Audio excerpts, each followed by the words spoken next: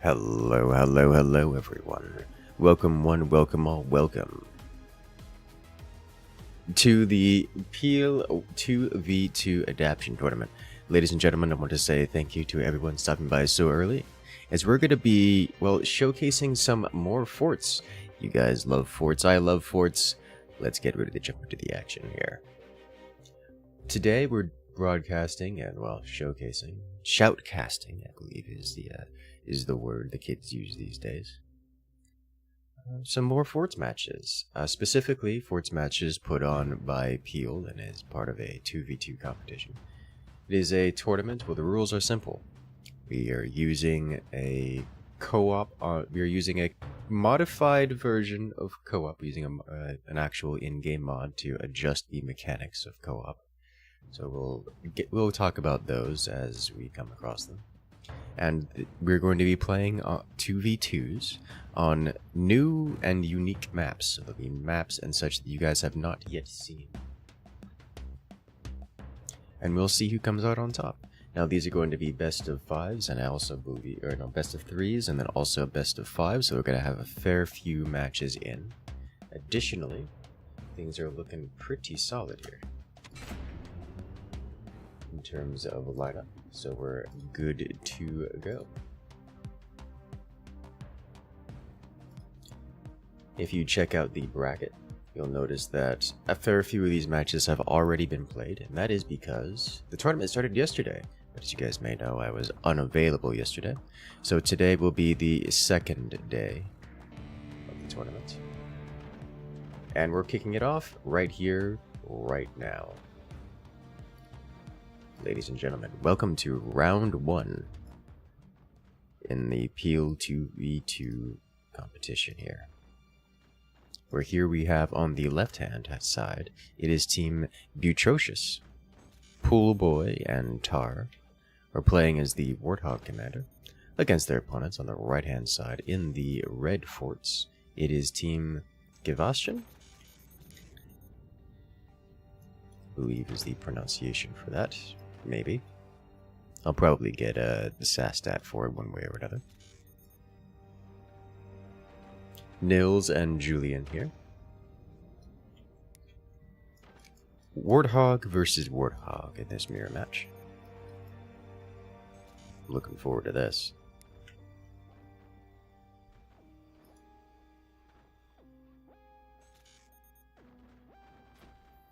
All right.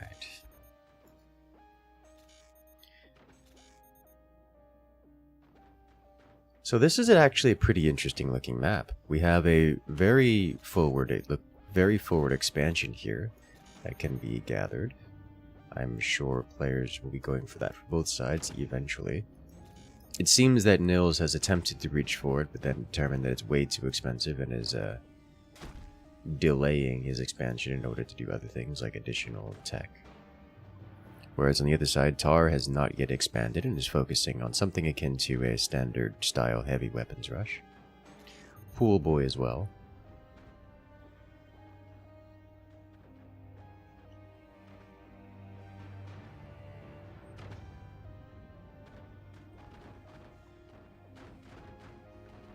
Okay, so we're seeing a pretty heavy economic and defensive investment from Team Gastian. Whereas Team Butrocious is, well, they're just gonna, they are here for violence and destruction. This is their purpose in the world. I'm very okay with that. What? Oh, Poolboy lost a turbine, having it slam into the rear here. I actually quite like this. This is very cool looking terrain. It's not normal, but it makes me happy. It's a very 3D type look to it. Ways that normal forts terrain doesn't have. That makes me happy. I'm into it. Also, I can't help but see this as some kind of cannon. Like some kind of turret on top.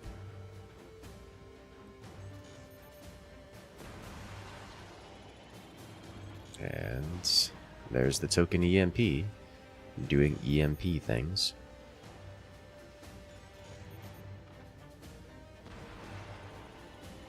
It appears that we're going to have some swarm missiles, and soon nukes out of Team Gastian. Even the lightning in the background, I like it. I like this map actually. This is neat. I'm excited to see how the players enjoy this.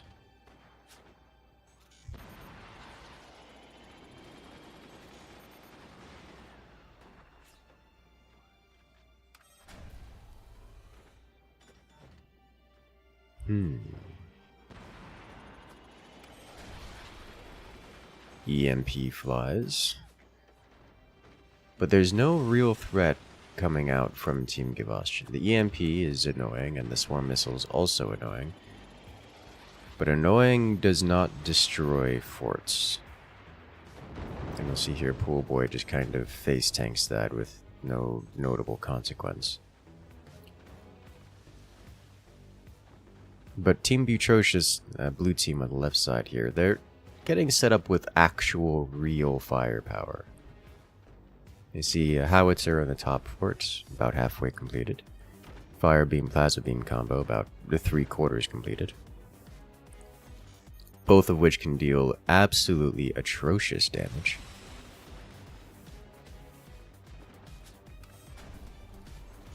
Though I suspect we won't be seeing game-ending damage from Team Blue. It looks like Team Gastian, red team on the right-hand side, are getting set up with enough defenses to hold the line against the incoming firepower.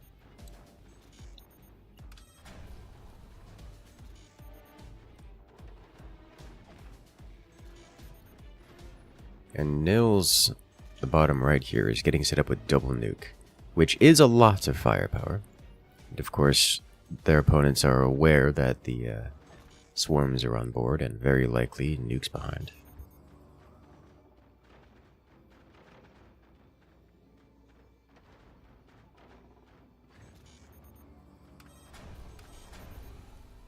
Okay.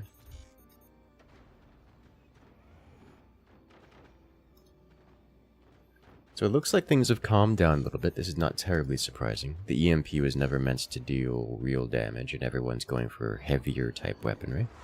But that's about to change, as the first Howitzer blast is fired and shot down. Nuclear launch detected. Nuke round 1, shut down.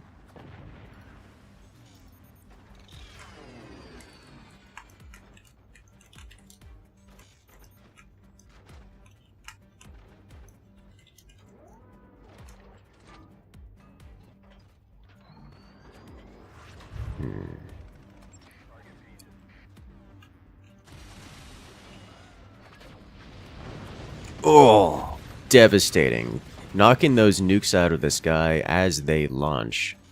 That's, well, it causes them to explode, doing some notable damage to everything nearby, which was not much because, well, there's nothing really nearby.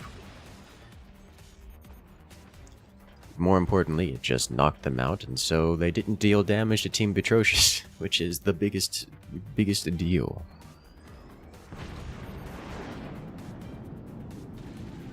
Howitzer shut down. That's a beautiful shotgun position, by the way. The energy shield in front, preventing direct fire into the shotgun, where the shotgun can aim down and up. That's amazing.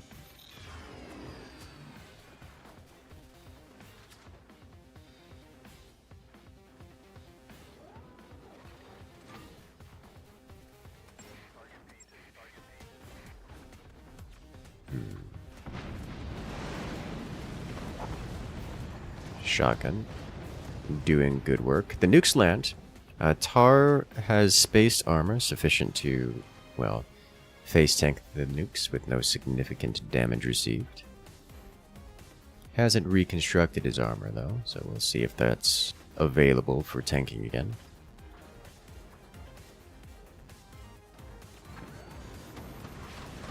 Commander ability's active.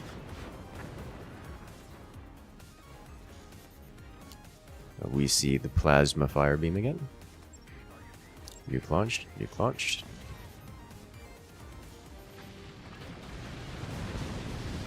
Chain firing the nukes, preventing the plasma from taking them both out. They are still both destroyed, though by different means. Looks like Team Atrocious is just on the defensive here.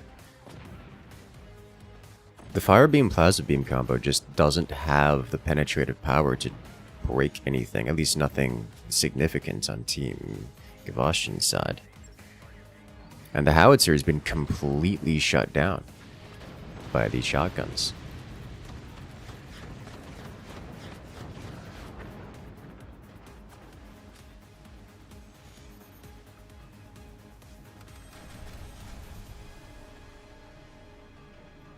So this has turned into effectively a stalemate where everyone has heavy weapons, everyone has a lot of damage potential, but no one's able to deal any consistent damage just because the defenses are too good. Poolboy finally gets a standard cannon, which will deal guaranteed damage. The anti-air, still too strong, those nukes unable to get across. Standard cannon, fires, opens up the shotgun to direct conflicts, and it will be destroyed directly.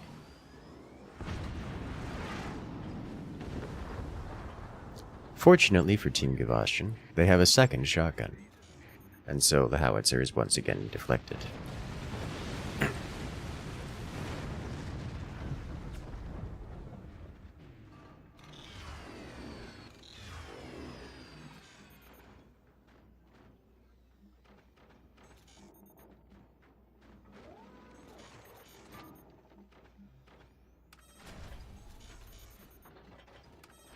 So now I'm looking to see which players are tech switching, which players are switching up their strategies at all. We have a door snipe, Poolboy losing his cannon to Julian's plasma beam, which is a very, very good shot for Julian there. Poolboy getting set back pretty heavily in that one. The nuke's still completely shut down. Poolboy needs to make sure that doesn't happen again. He doesn't have the HP to sustain another hit like that. Not really. Yeah, both shotguns have been reconstructed so that Howitzer is once again clean to fly across. The plasma beam for Julian has been extremely effective.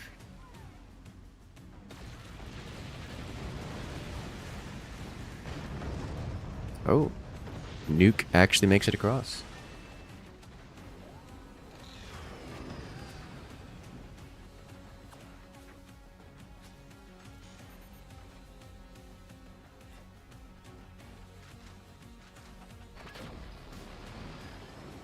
Oof.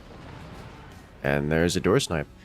It looks like, based on the amount of lasers in this round, because everyone but Poolboy has gone for lasers, we're going to be seeing a lot of door snipes here. Just about every piece of damage that has been dealt has been to door snipes. And there's been some pretty devastating door snipes. Wow. That nuke almost made it across. Just raw power of drunkenness.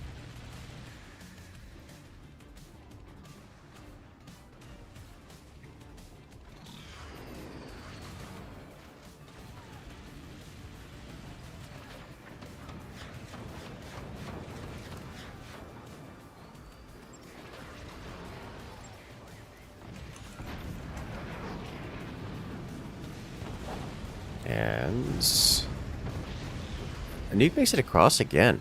I'm actually surprised. Like they are just snaking through the anti-air. And it happens. Welcome to nukes. They do that every now and again.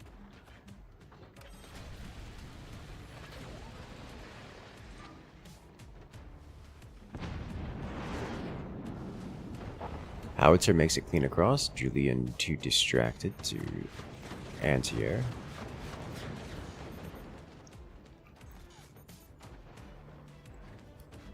Shotgun somewhat vulnerable to direct fire, but it doesn't get taken out yet. Julian wins the sniper duel and begins sniping anti-air. Nuclear launch detected.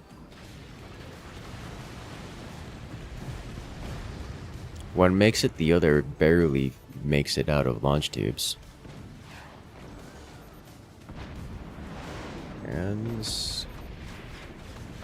Howitzer, that Howitzer just continuously shut down. At this point, I'm kind of surprised Pool Boy hasn't sold it off and just switched out of the Howitzer entirely.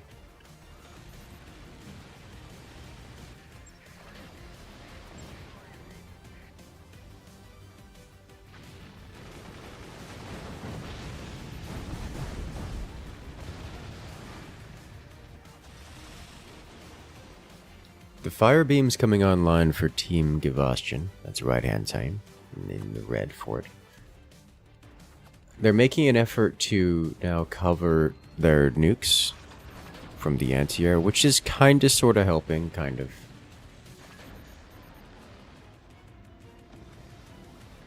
And down goes another fire beam.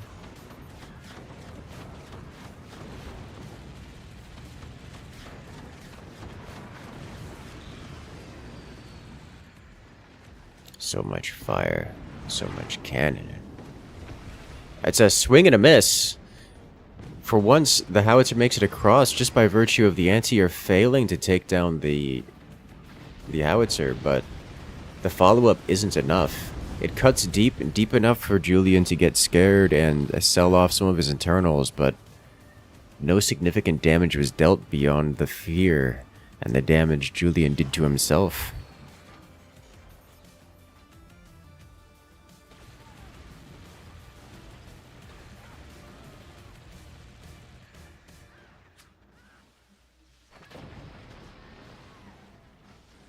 Ooh, and it's gone. He's trying so hard for that door snipe. Everyone's trying for door snipes. Door snipes back and forth. Nils loses a plasma to one. Julian nearly takes a cannon again.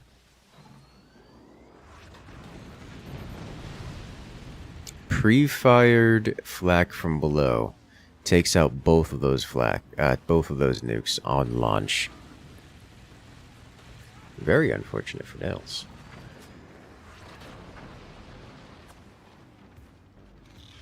Over penetration, but no damage.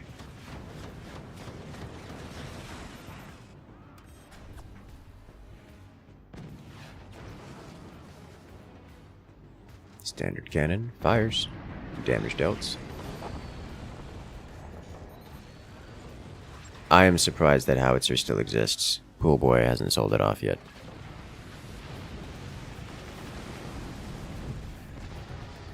Oh, that's a pretty nasty hit.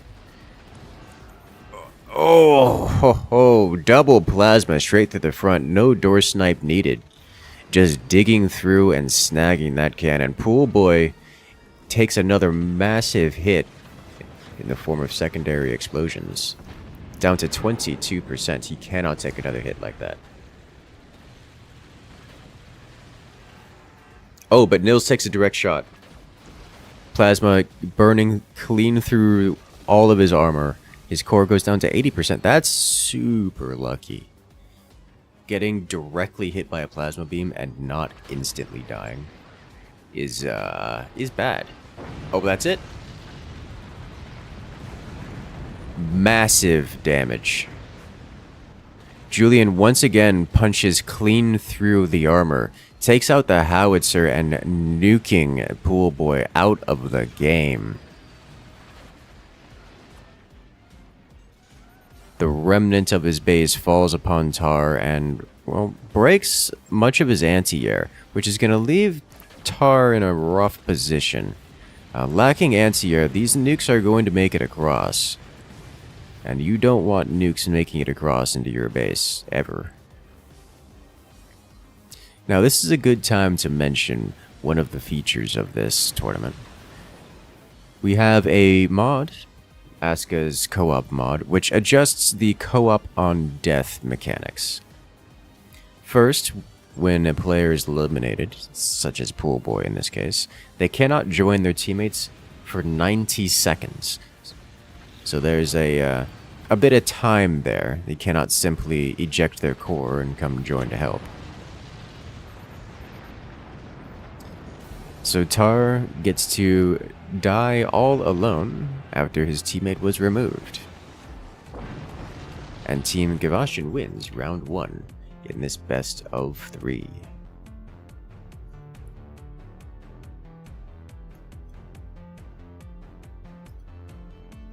Well played.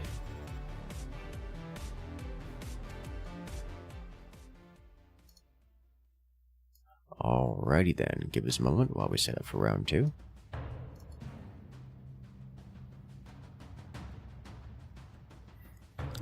So there's a few questions from chat. Remember that we do have a pretty heavy delay, and I do focus on the content when we're actually in matches. One from Magnus. What's stopping someone from making a concentrator with the stationary orbital laser? Concentrator with the stationary orbital laser. It is mechanically incredibly difficult to how to get the orbital laser to hit something that is considered yours, like your own portal, and therefore attempting to concentratinate it is difficult. The devs have made it a point to prevent that kind of thing, deeming it far too powerful a tactic.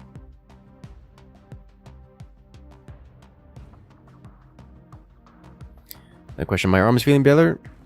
They are better than they were last week, which is better than it was the week before. Still have lifting restrictions. I'm not allowed to go to the gym. But they are not actively painful, which is nice. And I can reasonably use the mouse and keyboard now, which is also nice.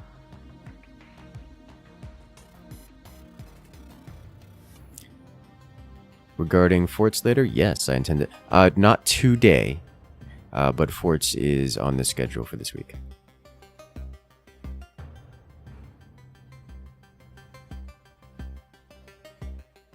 Alright, we're off to the next round.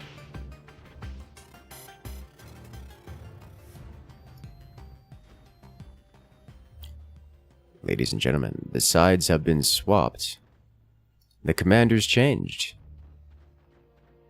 The map remains the same. As we're off to round 2 in this best of 3, Team Gastian is on the left side now, playing as the overdrive commander in this mirror match. Facing off against their opponents in the right-hand side in the red forts, Team Butrocious. Curious to see how the differences in the strategies will be for this time around.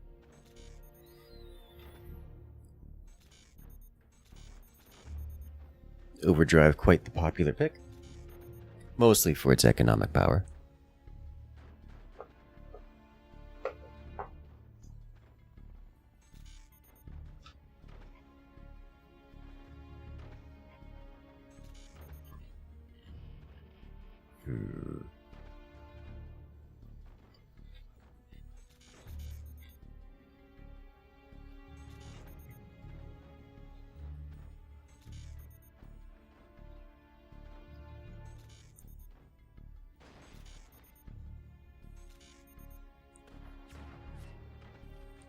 Okay, so things are going to be a little bit slow here to start. There is a double sniper. This is intended to remove exposed turbines, just being annoying, as it were. Look at you being a gremlin. Julian, how could you be so crazy? This is capable of dealing actual damage, even if only a little bit. Mostly psychological. Mostly.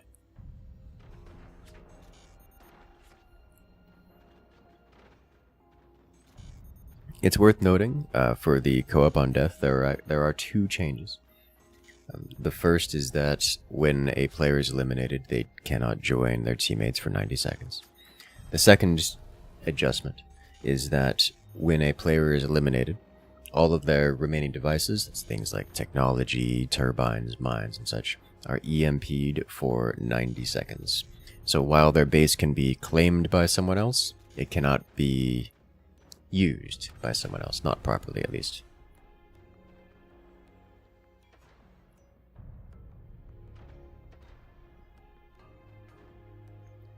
It just makes a lot of co-op on death strategies. It basically just kills off all co-op on death strategies, like, period. Which is neat. It allows co-op on death without the strategies being viable. Not really. Though I suspect that it will that it functionally kills off co-op on death, period, because it's unlikely that a minute and a half after losing a teammate is rough. Is real rough.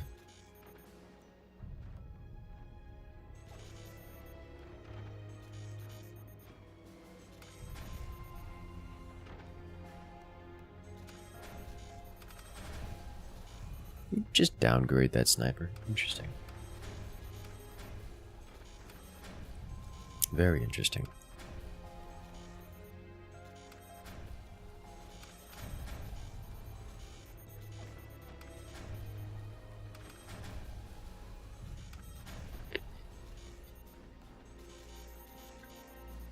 I know there's been some talk about different co-op on death changes.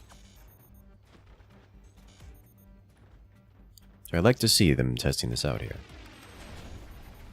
I suspect this might be a little harsh, but alas.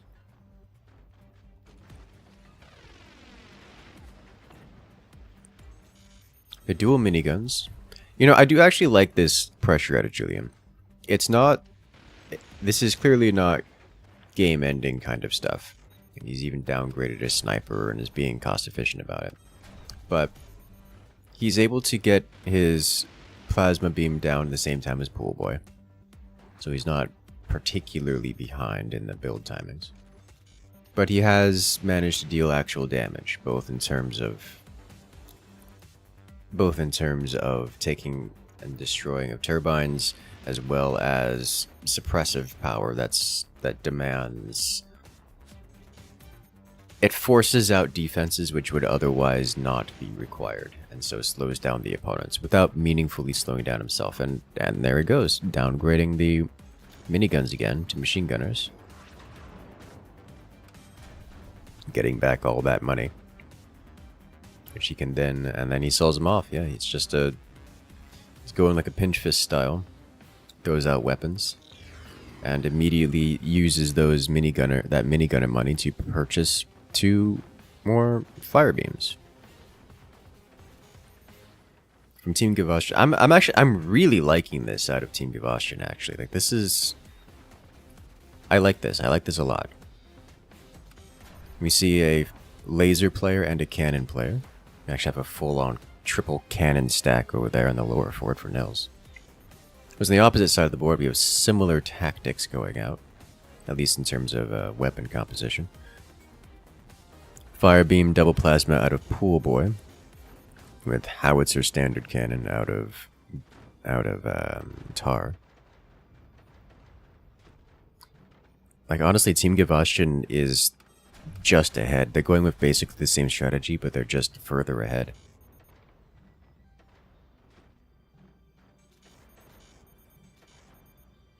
Like, that's just all there is to say about it.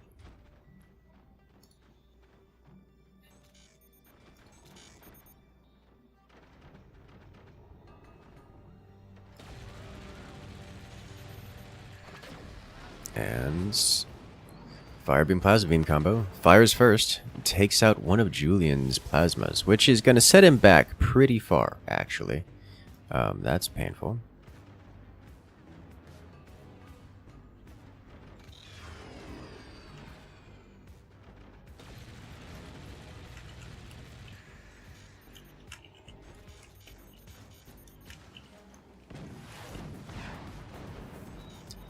Opening cannon volleys go to Team Gastian. They're trying to focus their fire, getting plasmas. Oh, well, I would say door snipe, but that implies that there was a door there to begin with, as both fire beams are down. Julian's getting greedy here. not properly defending against heavy weapons and getting punished for it. Pool Boy is just picking Julian apart.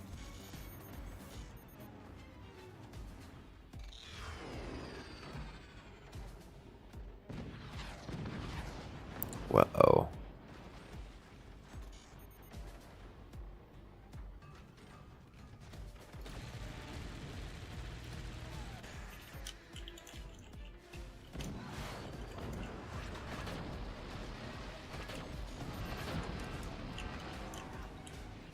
And it falls, but it doesn't impact.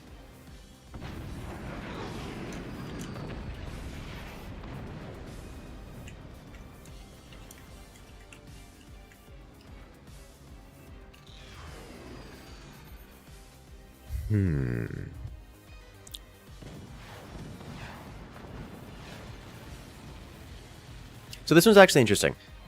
Pool Boy has been committing absolute devastation to Gastian here. Just, well, maybe that's not the right phrase. Has been precisely picking apart Julian.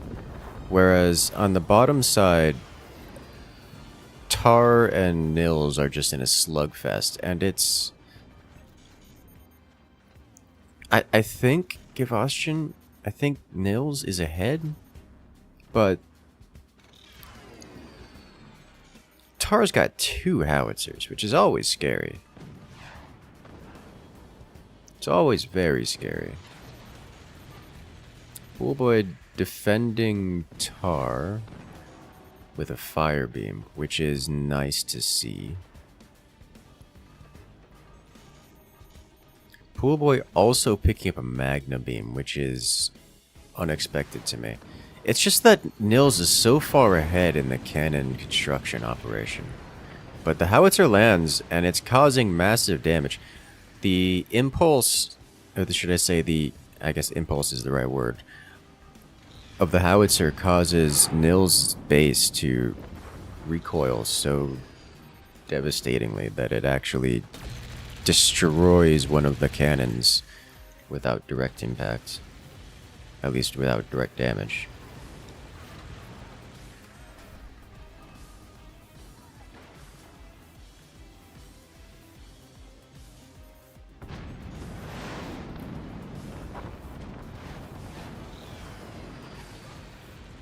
Like, this is impressive play all around. I'm just more impressed with Gastian here. This is not something you see every day. They're very, I'm gonna say, like, lateral. They're very fluid. They focus on switching things up and the important bits. Oh, God. That is such a rough position for a cannon in the dangle spot. That dangle spot needs to be optimized. It's not safe where it is. Like, the dangle cannon's not well placed for either team. It's getting punished. Oh, that's going to be fire for everyone involved. Once again, Julian not focusing on defenses, loses 2 more fire beams. Whereas, yeah, Team Butrocious is doing something a bit more standard-like, where they are just getting eco, just getting cannons, and just opening fire. Which is very simple and very effective.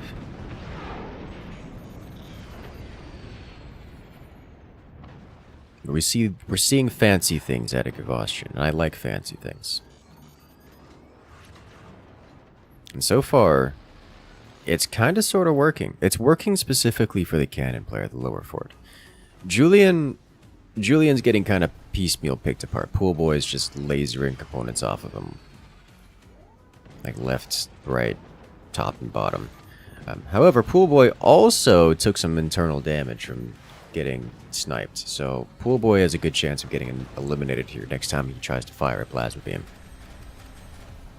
Makes me wonder if he should just sell off at least one of his plasmas to guarantee that doesn't happen again. A beautiful fire beam from Pool Boy.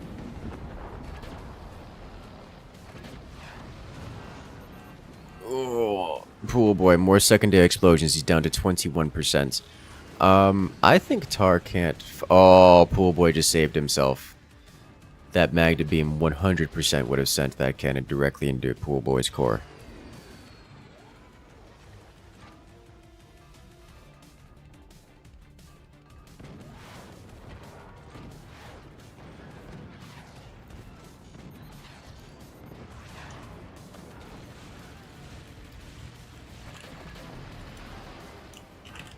Oh, that's it? That's all it took? And another door snipe, and Tar loses literally everything. And there's the concede. There it is. Team Butrocious, Tar and Pool Boy are eliminated, getting knocked out of this best of 3. Yet, Nils and Julian, they just... That was... It wasn't clean, but that was impressive. I love what I see there. We're gonna check out the replay on that. Give me a second.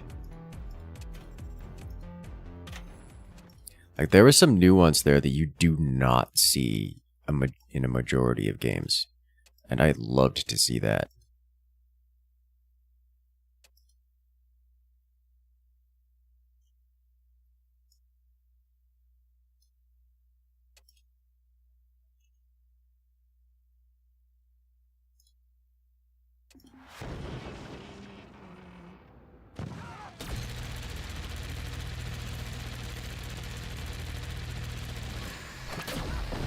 There's one door snipe, and that's all it took. Another door snipe, and it all comes crumbling down.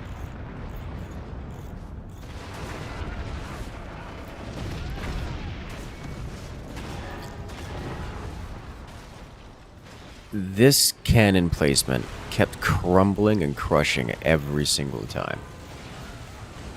Without fail. For both sides.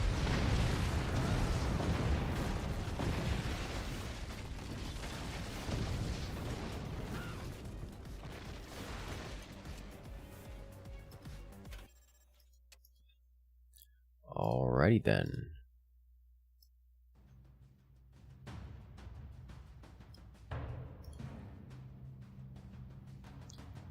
Give us a moment while we set up for the bronze match.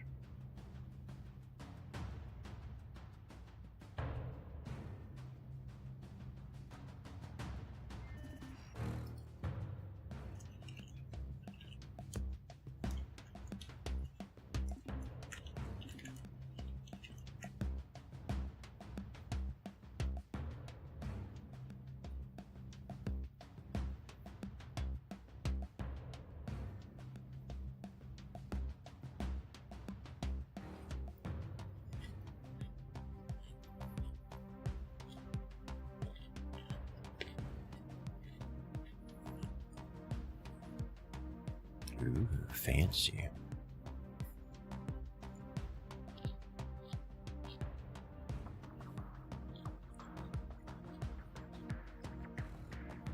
Tar going to get an opportunity to redeem himself and his cannon stock.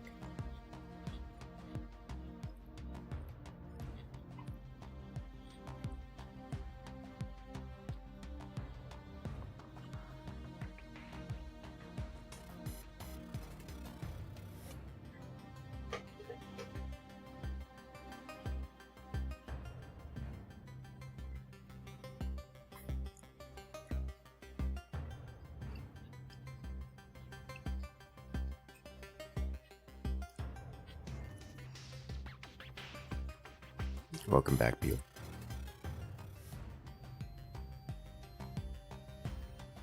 Alright, so how are you guys doing, chat? On a question about Wildgate. Wildgate, I'm looking to do more Wildgate because it's fun. It will not be something I can put a lot of on the channel, but I would like to do more of it.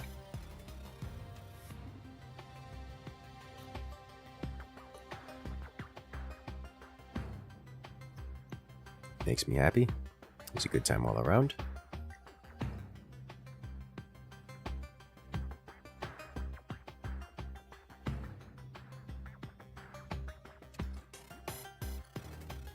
Let's see what the next map is.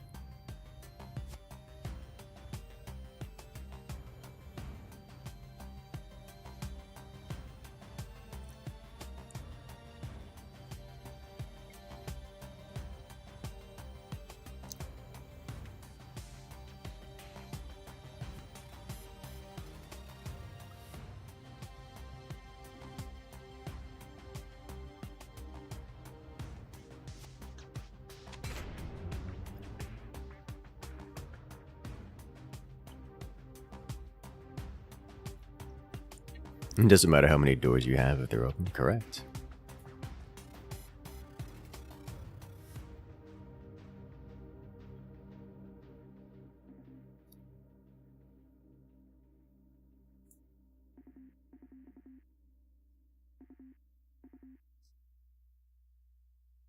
Doors OP.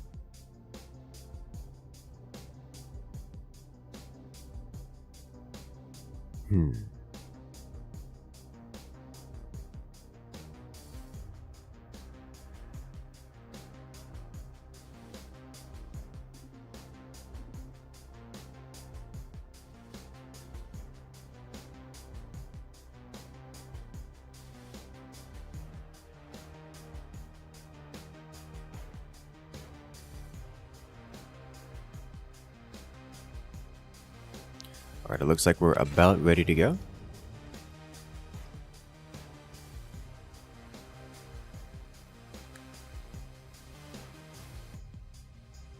When did the first part of this tournament happen? It happened yesterday. Which is unfortunate for me. For I was AFK. At a family activity, family gathering yesterday, which was nice.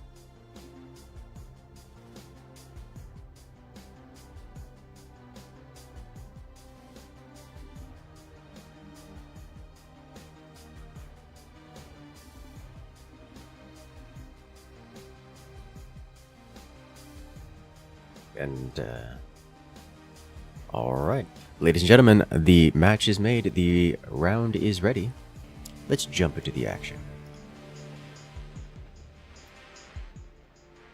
As we're off to round 1 in this best of 3. As here we have on the left-hand side, it is Team Butrocious getting knocked out of their last match. They are now fighting for the bronze position against their opponents on the right-hand side in the red, Team Cannon Express.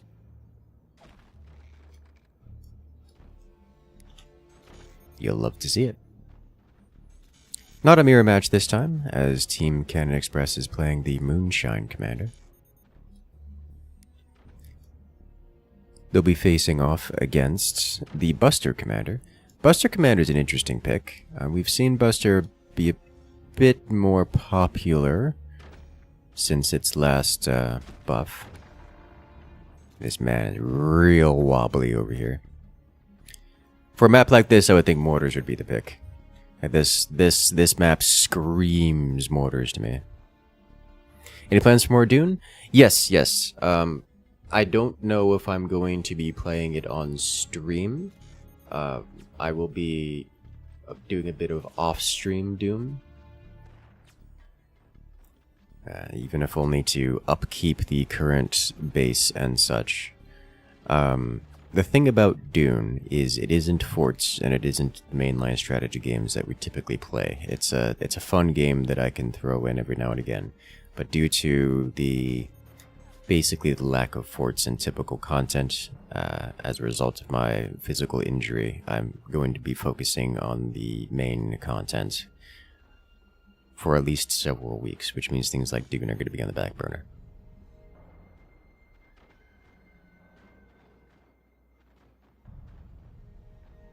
But yes, I'll be doing a bit of offline Dune, hang out with friends kind of stuff.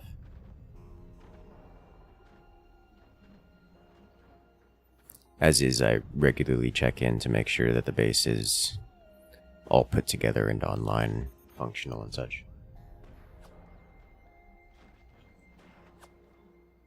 Not at risk.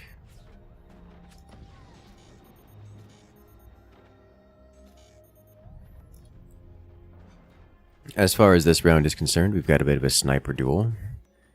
Team Butrocious victorious. in that regard.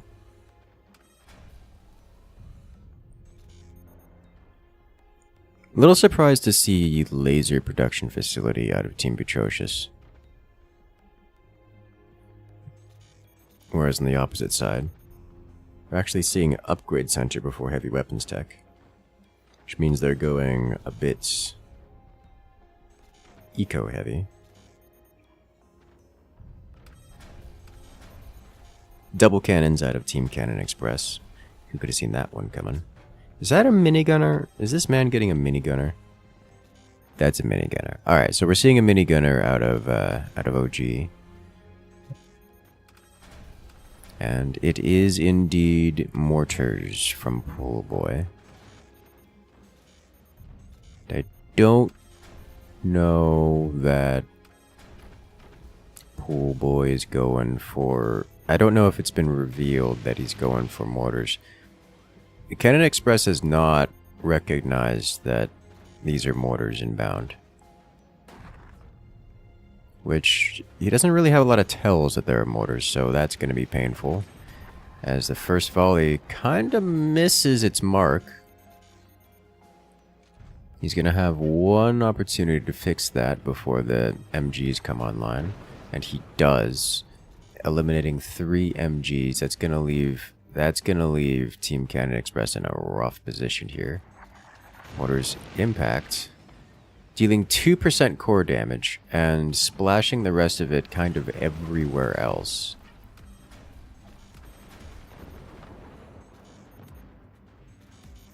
Okay.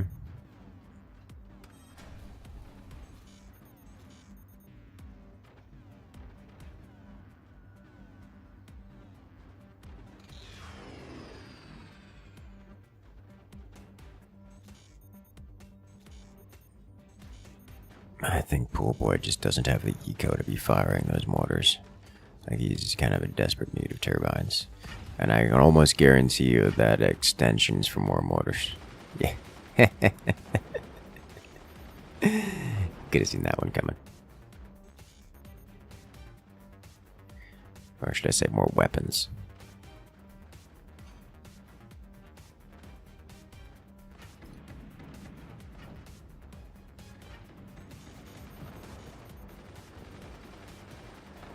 Alright. Oh. Bait mortars are a little bit off.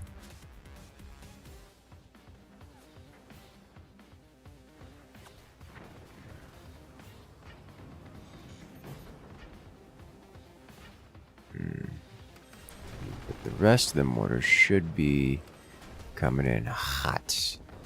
Yes, indeed they are. And they're getting damage done.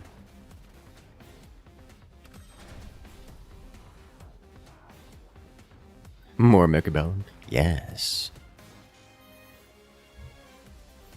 Mechabellum's a good game. I like Mechabellum. Alright, minigunners from Pool Boy. Taking out some MGs. Commander active ability means mortars are flying. And more machine gunners are dying.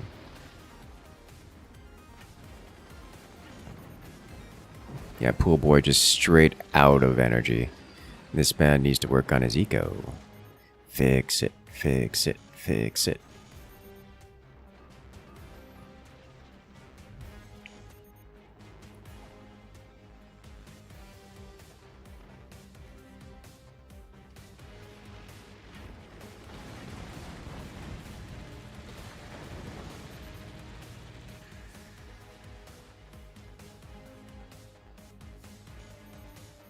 All right.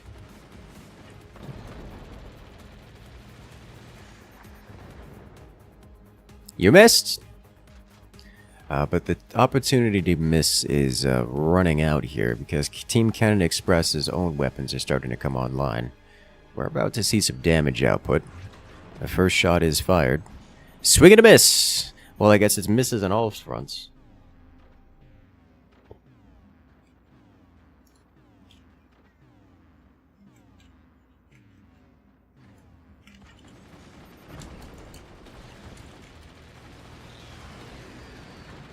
Kaboom. Oh, that actually almost broke Ryder's cannon stack here. Ryder, well, weapon emplacement. Cannon stack is a little bit much. The EMP shutting down Tar's weapons. That'll be keep him on lockdown for a moment. The fire beams are doing great work at keeping those mortars alive, and the mortars are shredding the opponents here. Like that's a problem. Is that just kind of, yeah, that's an exposed cannon. Taking minigun hits and it's gone. Sniper's coming for it again. One more hit. Ah, it's done. It will be defended, at least until the next volley of mortars comes out. But the mortars are shut down, so that cannon will survive for now.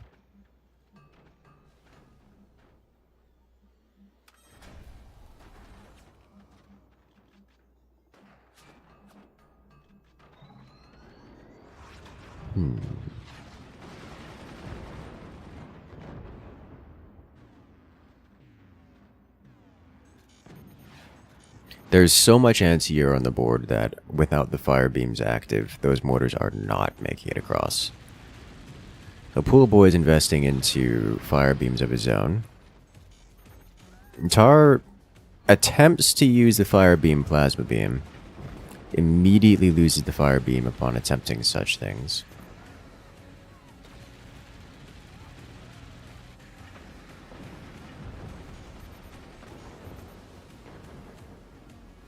Mortars getting cleaned out of the sky.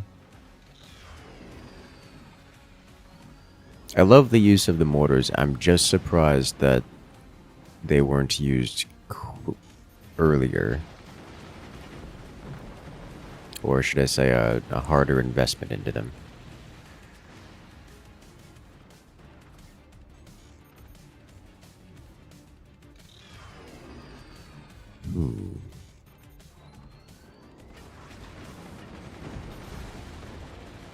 And to make it, but no significant damage dealt.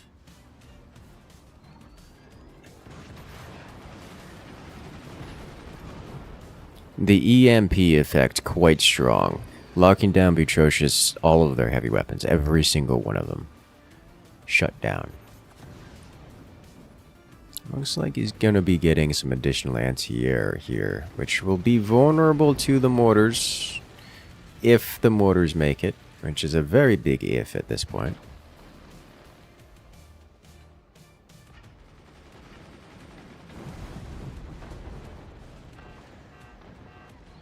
Oh, a direct hit onto the core. Oh, that was close.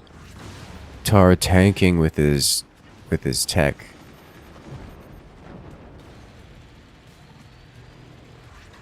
A little slow on the fire beam from Pool Boy. But those flak from on high are going to destroy the mortars eventually. So Pool Boy's on a limited time operation here to deal with that.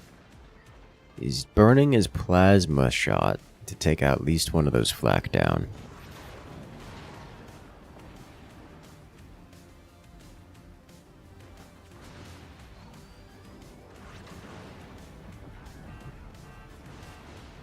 The sniper shutting down the door, preventing the heavy weapons from firing just at all. A solid hit, internal damage into Ryder's base. Doesn't want to keep taking hits like that, but for the moment he's okay.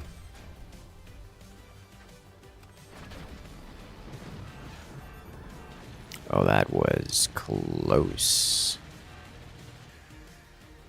Alright, Pool Boy. This next volley can deal a lot of damage if you get those fire beams. Oh dear. Yep. Nope. Didn't quite make it. Plasma just shaving a little off the top.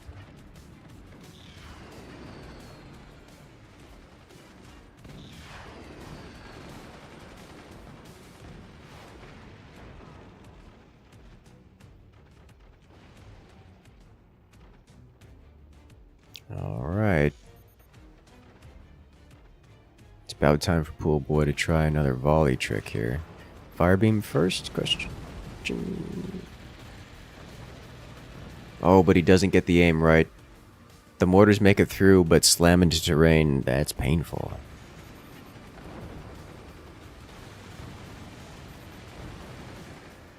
Oof.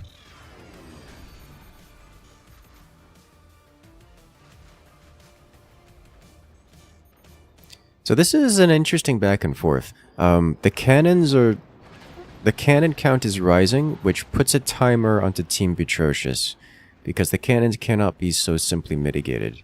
But they're trying the late game mortar strat, where they do everything they can to make mortars land, which, you know, if they can get it to work, deals an insane amount of damage. But that's an if that has not yet come to fruition.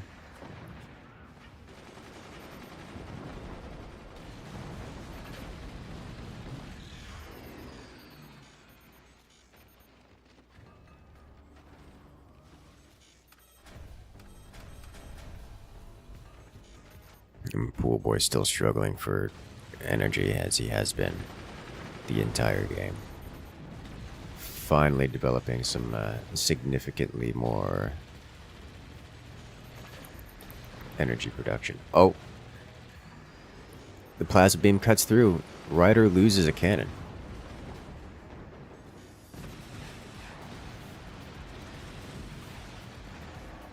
Buzzsaw's being annoying, but that's about it. Honestly, Ryder has been having to deal with mortars for so long, and so many of them, that he just hasn't been able to expand. He still has a standard cannon, but one cannon does not defeat an opponent. And OG has been slowly expanding, but he too has been kind of cut down by Tar. He's successfully expanding, but it's not fast. And the mortars, after that last volley, have dealt real damage.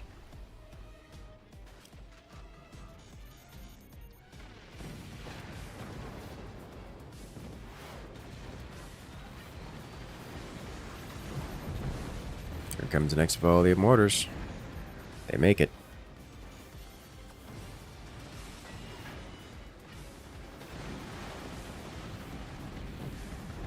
Look at him. Look at them all. Pool Boy tech switching over to cannons.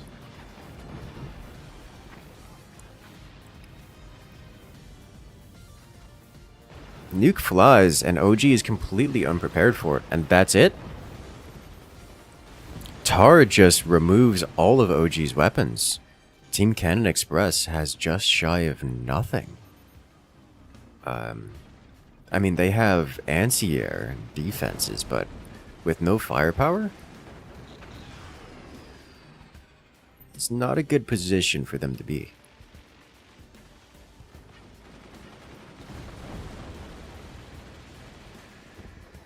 Not at all.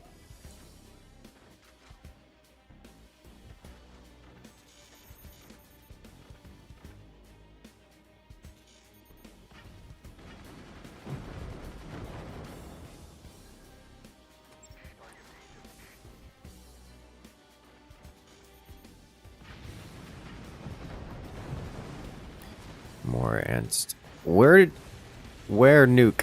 Why Nuke? Going on an adventure of its own design.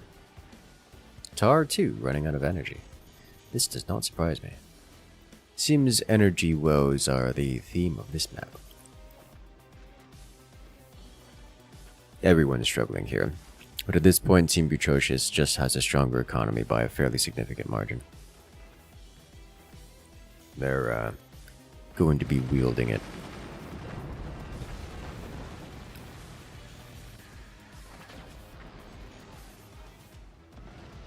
Pool Boy loses a mortar. I don't know that he's even going to rebuild it. That cannon tech coming online, he may just build the cannons.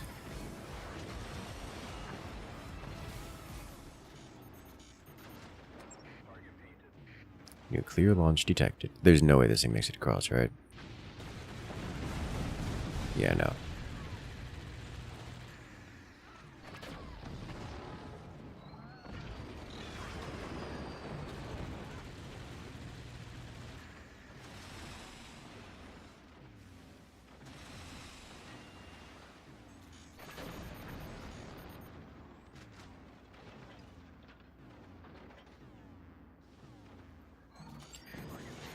Ryder, the top fort for Team Red, keeps trying to build a flak tower.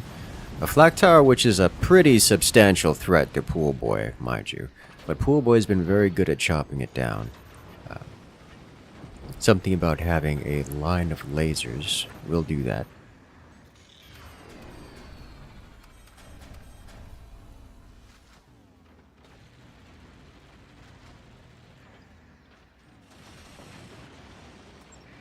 Interestingly, OG's getting some mortars of his own. And Team Beatrocious is nearly unprepared for this. Yeah, the fire beam, the lasers are just digging. And they're digging deep.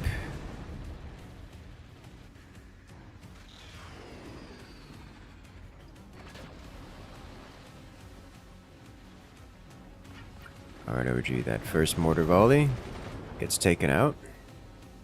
Anti-air too strong.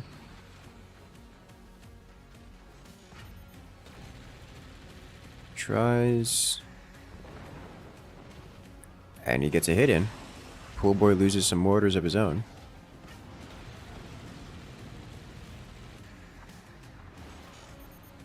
That's a lot of shutdown.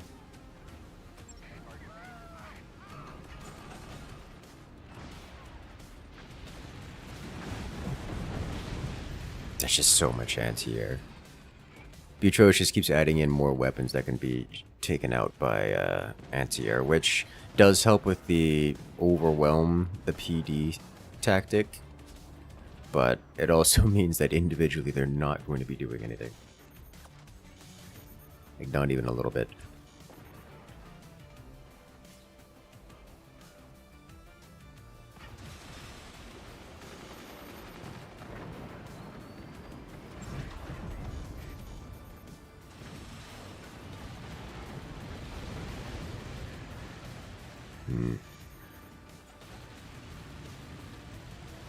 Tar looking like he wants to dig to OG's core. Gets through a bit, but doesn't get near the core.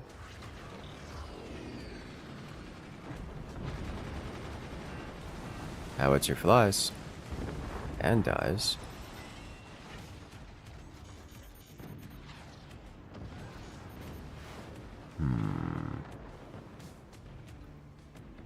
Those mortars from Canada Express actually making it across.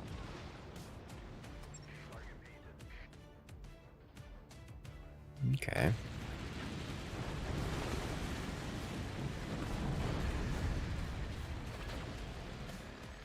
Nuke shut down.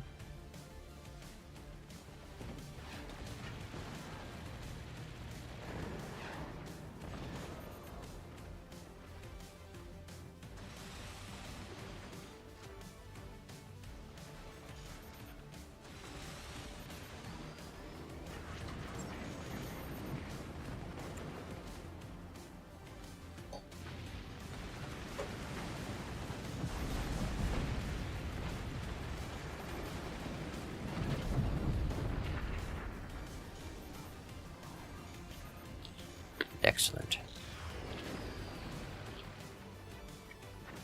And the flag tower gets knocked down again. Big shock.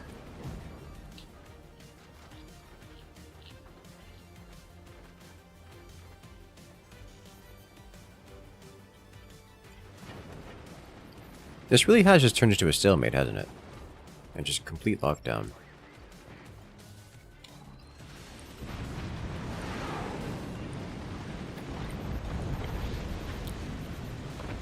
The double howitzers catching Beatrocious by surprise and dealing real damage in the process.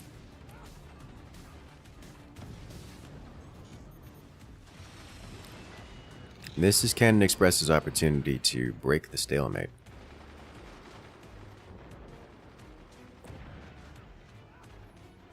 As Team Atrocious just hasn't dealt real damage.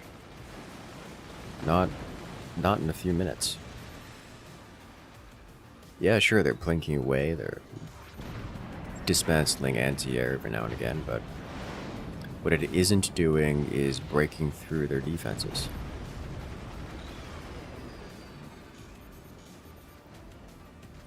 And Howitzer's going on an adventure.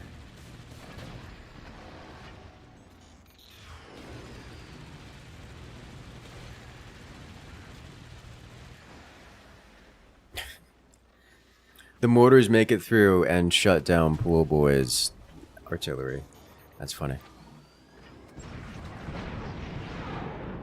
Uh-oh. Oh, that hat was close. Tar almost got blasted, like nuked out of the game by those howitzers.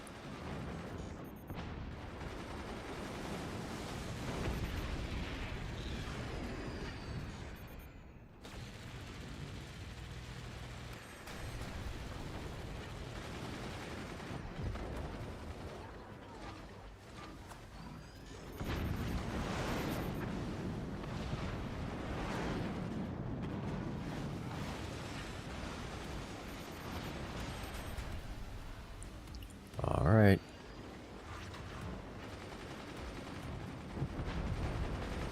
Howitzer flies and dies. Those mortars will burn out.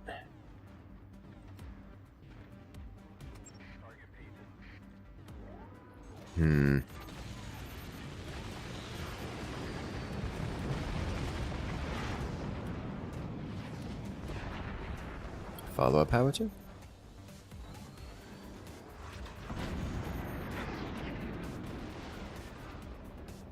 Breaks through, but there's no follow-up to the howitzer, so Tar will simply rebuild, consequence-free. I'm not sure what Pool Boy is attempting to. Okay, I think he is just attempting to overwhelm the anti-air.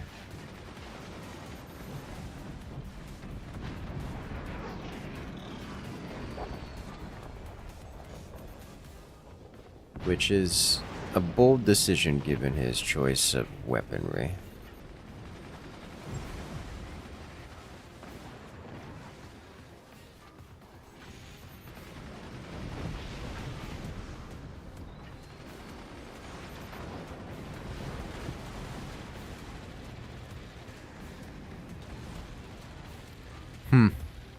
I do wonder who's done more damage, Atrocious or Cannon Express.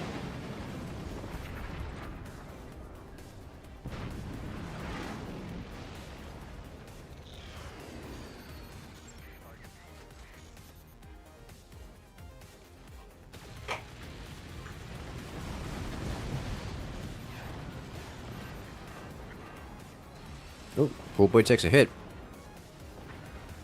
Down to 82% on his core.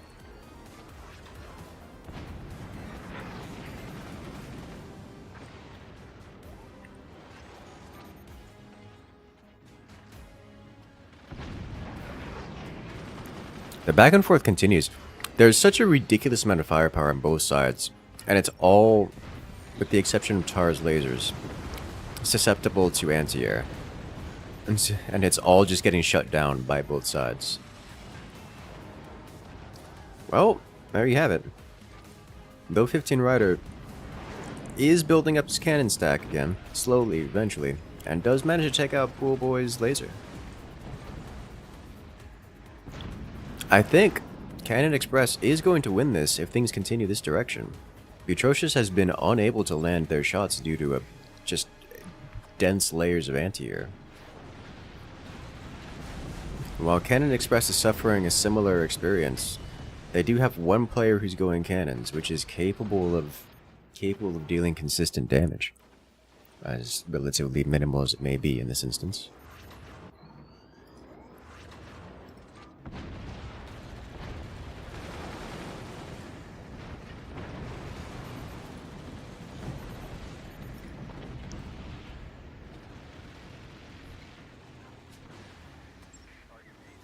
Though 15 Rider building a fourth cannon, Once that 4th cannon comes online, I suspect Pool Boy is going to have a very bad day.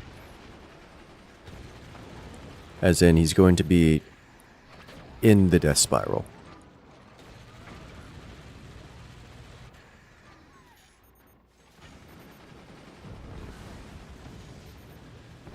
With a turbine bank with a turbine array that big. Turbine stack that big. I suspect those cannons are going to be able to fire with impunity. Which will be nice.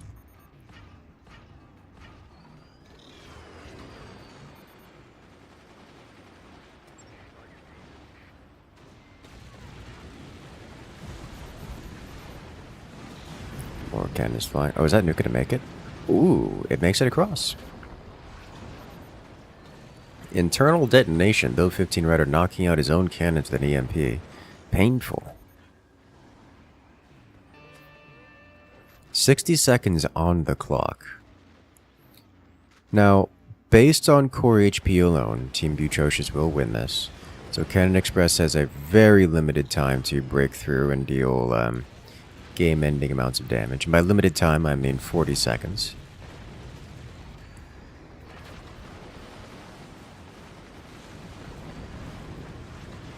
It is a matter of firing enough.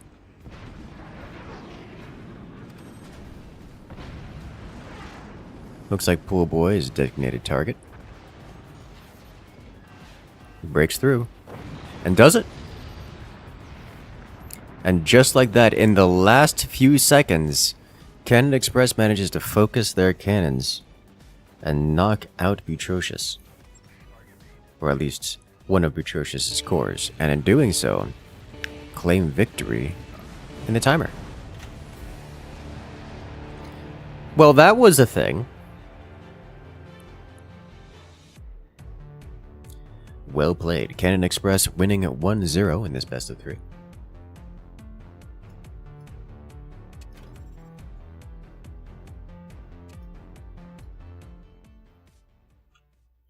Well played there, Cannon Express.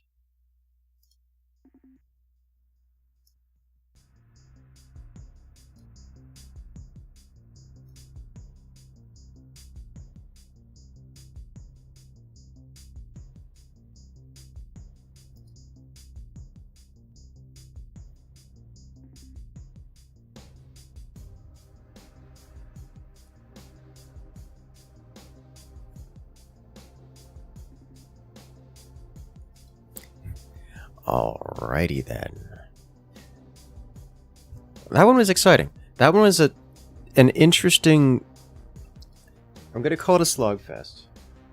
But there was a lot less damage dealt than I would typically expect for that many weapons on the board.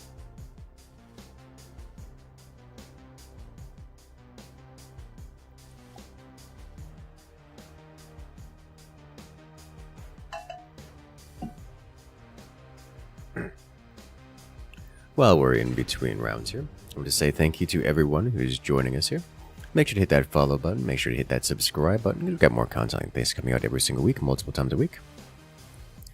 Shout out to Hawkwolf, coming in and rejoining the incursion for 8 months. Now you're hosting, I still wanted to have this. Thank you. As well as Mulberry Con about an hour ago. Missed that one. Forts. Yes. As you guys may be aware, during major events like this, we are on a delay, as well as a hard focus on the matches, so there's not a whole lot of chat interaction. If you guys want chat interaction, make sure to come back later today when we have our more community banter and gameplay. Without a delay on the stream.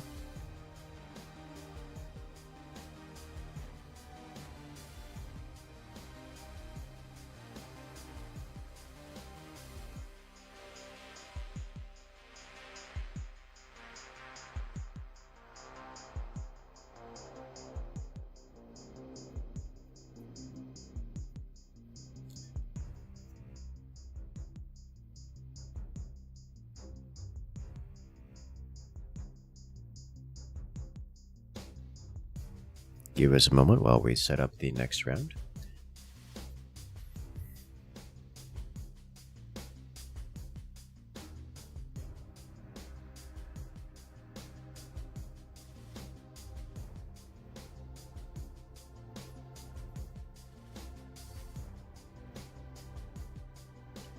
Alright, the match is made. The players are readying up. And we're off to the races. Ladies and gentlemen, round 2 in this best of 3 for the bronze match between Cannon Express and Butrocious. Starts right now. Because we're off. As here we have on the left-hand side. The sides have been swapped. It's Cannon Express playing as the Seep Commander. Against their opponents on the right-hand side, it's Butrocious playing as the Seep Commander. It's a mirror match.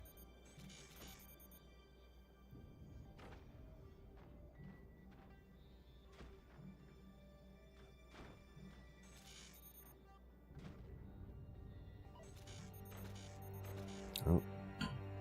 Zaltzvak seems to be struggling with the internet connectivity issues. Unfortunate.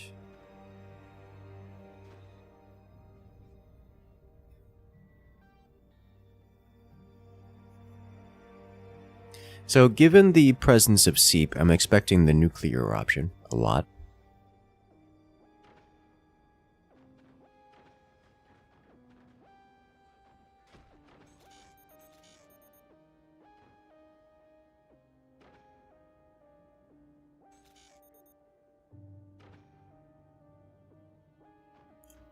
There is, of course, the chance for rockets, though, honestly, it wouldn't be the worst rocket map.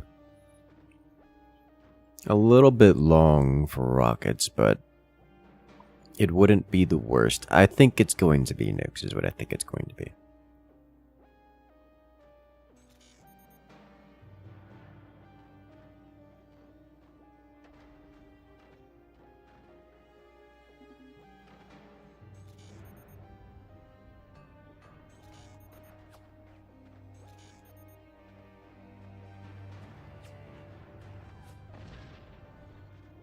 We do see a swarm from Pool Boy in the rearmost position.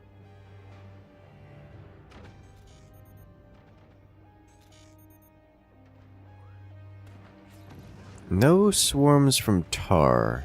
He's not yet, so I think he's got a position for 1. So we're likely to see 3 swarms or 3 nukes out of Team Butrocious. And none from Cannon Express? Question mark? No. He's going to get 2. Okay. He's redesigning. OG's redesigning his base to fit 2 down there. Okay. Understandable.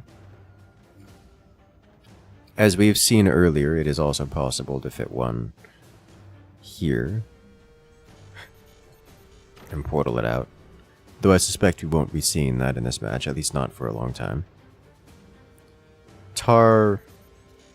yeah, he's not going nukes.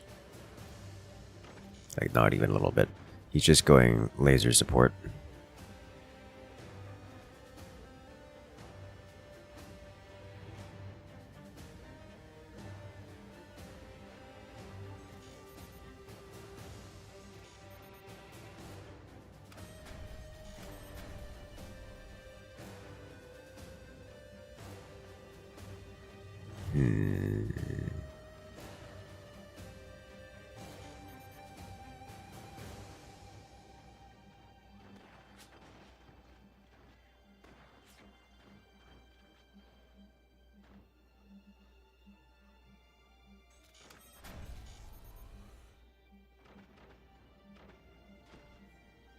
We do see the nukes upgraded for everyone involved.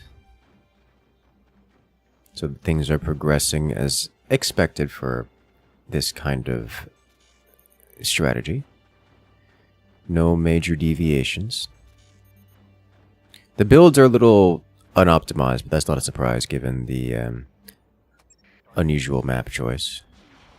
First swarm is launched. Will he upgrade to Nuke after launching the swarm, or will he keep the swarm as is? We will find out momentarily.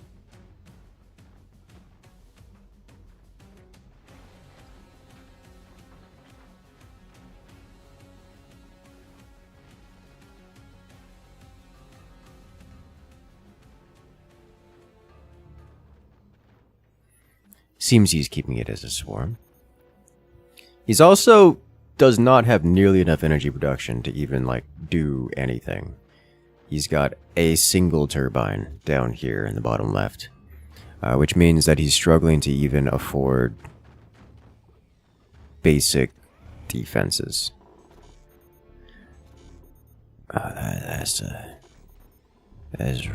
Everything about this is rough. Okay.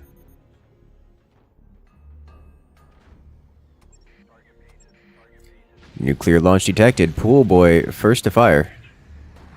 There is not nearly enough ants here to stop this. Splashing damage all over the place.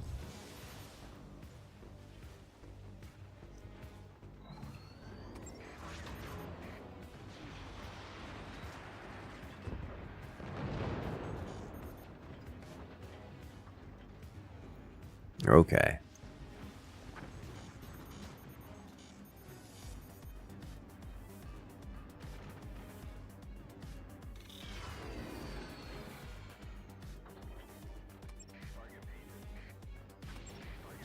Firing again. Is there a fire beam to defend? There is. Will it stop it? Nope.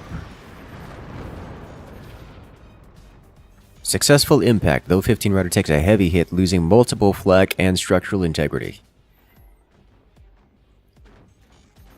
Looks like it damaged his stability tech as well, which is unfortunate. However, he does have Fire Beam, Plasma Beam online. It's not ready to fire just yet. He needs doors and infrastructure to make it happen. But it means that he doesn't have to spend extra money or, like, wait. He just needs an opportunity to fire as opposed to having to defend himself. At least beyond, you know, death. His teammate OG is getting involved in the defense. And will earn himself a nuking for it.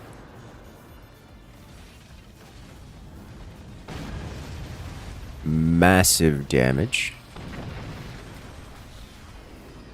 Catastrophic damage.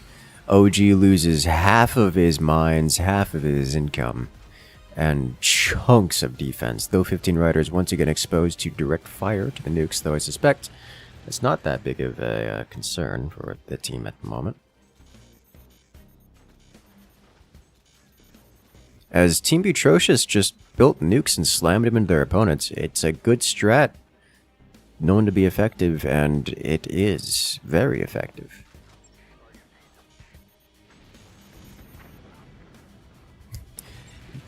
Door sniping that flak as the nuke makes it clean across and decides it wants to go on an adventure of its own accord.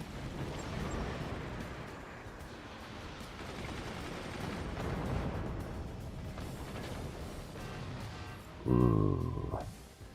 OG's singular nuke snaking through a wall of machine gun fire to slam Tar and take out a fire beam, which is, you know, painful for Tar.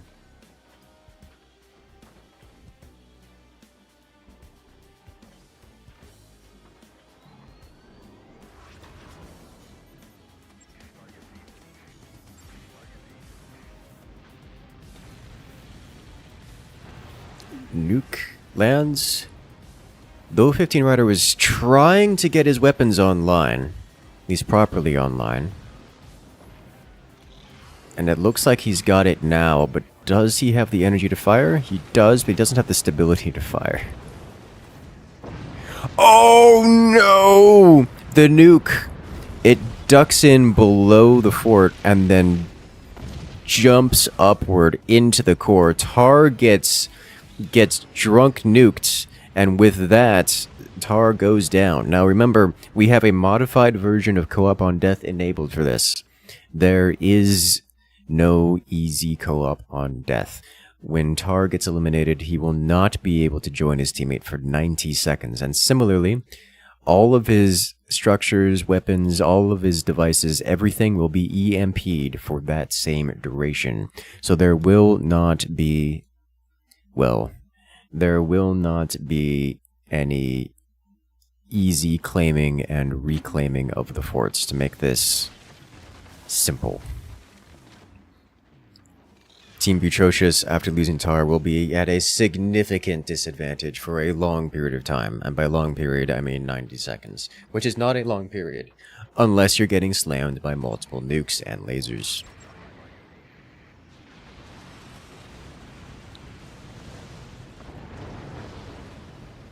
Pool Boy getting nuked and nuking OG in return. I think, actually, Team Butrocious comes out ahead of that one. Poor Tar. He's hovering over the fire, unable to do anything about it. You can see his mouse cursor right there.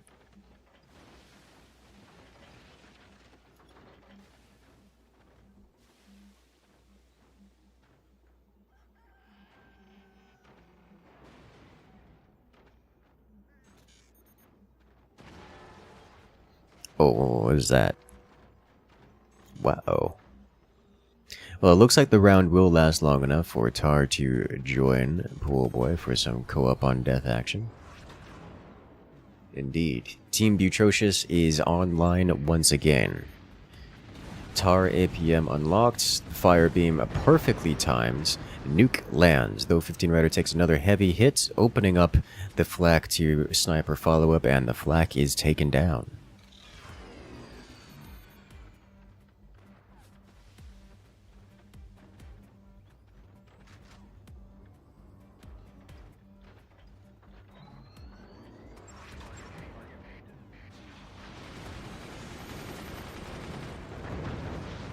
Nuclear launch detected and impacted. Butrocious takes a bit of damage for that one, but mostly economic in nature. It's having to rebuild some unfortunately dense bracing.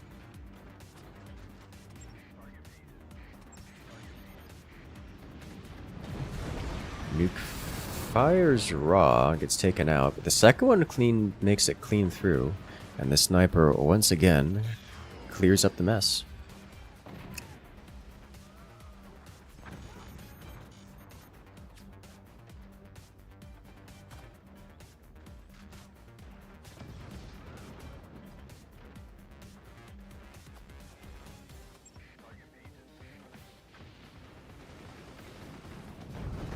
And away we go.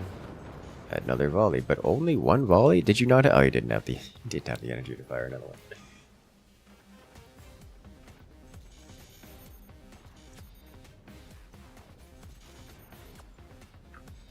Alright, well, Team Butrocious is slowly recovering from their lost core. Slowly.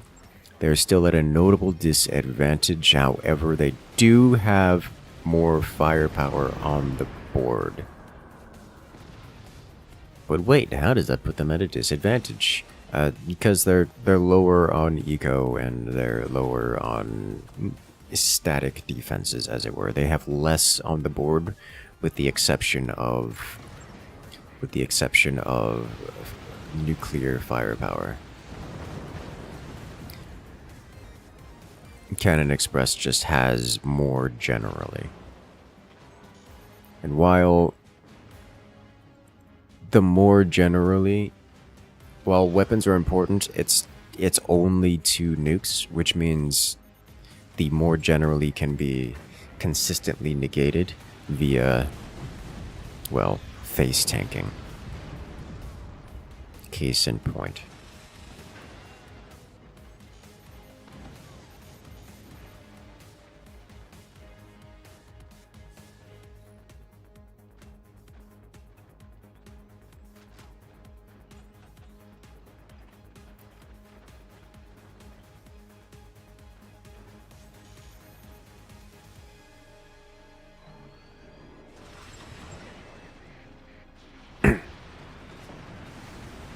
Nuclear launch. Makes it. Heavy damage dealt. I'm actually kind of surprised to see OG is not upgrading his second swarm to a nuke. Because of the nuke splash and nuke into swarm conversion. The nuclear death rattle. Generally... Oh, wow! It makes it across and hits the core so hard that the core actually gets knocked out of place and sent to the ground. I didn't expect that one. It's very rare that the nuke impulses the base so hard that the core just falls. Just cracks the base and knocks it over. As opposed to, you know, actually breaking the base or damaging it directly.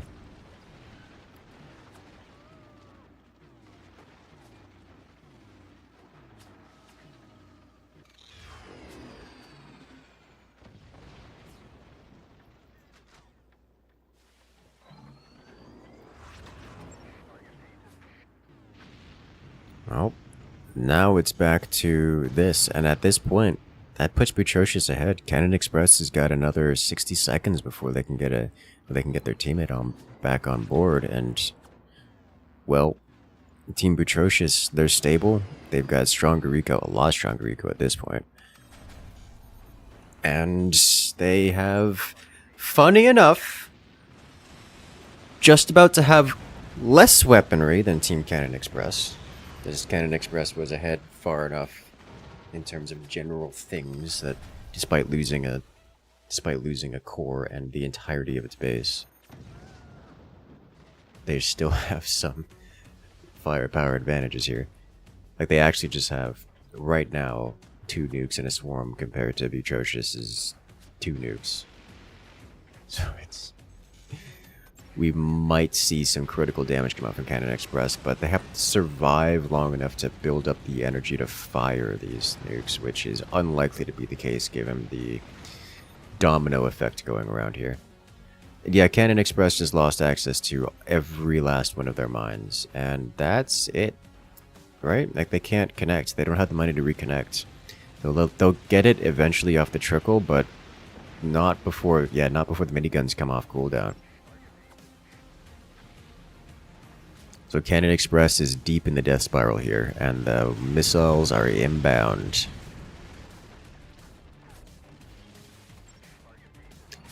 Ladies and gentlemen, we're going to be going to round 3. And there you have it. Team Butrocious wins round 2 in this best of 3. Alright, we need to check out this. We need to check out what happened here to these bases, because this is... Tar got done so dirty here. I want you guys to see what this thing did if you didn't catch it the first time around.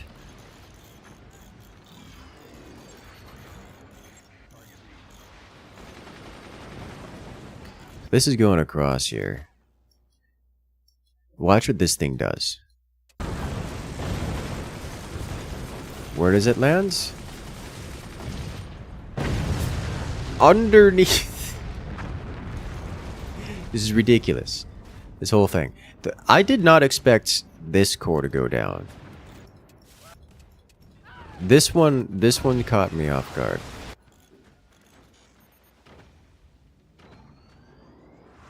Because it doesn't actually hit the core. It knocks the core over. But you don't see that every day. So watch what happens here. This one's gonna be a little hard to see. Look at it. The core's down to 14%, but it gets knocked out of place.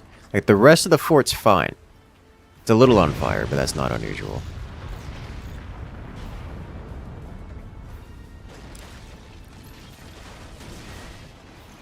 It's wild. Wilding out there. Alright. Let's get ourselves ready for this next round.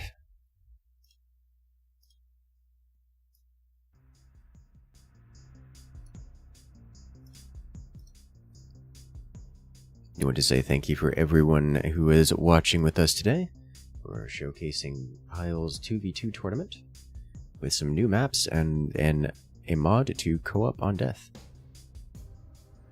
As you guys may be aware, we are running with a pretty hefty delay, so there's not a whole lot of banter back and forth between myself and chat. If you guys are looking forward to that, make sure to check by later when we do some more community streaming. We can have a nice casual hangout session. But right now, we're jumping into the action. Round 3 to the bronze match of this competition. As here we have on the left-hand side, it is Team Butrocious, Tar and Poolboy playing as Spook Commander in this mirror match against their opponents. On the right-hand side, in the red, it is Team Cannon Express, OG and Though 15 Rider. Spook mirror match, so everyone knows what everyone's going to do, and also everyone is a dirty, filthy thief, so we'll see how that works out.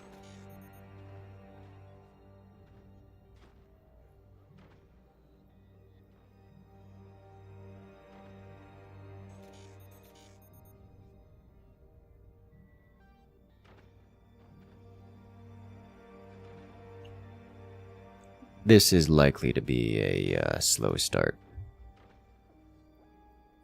Strongly suspect this will be a slow start.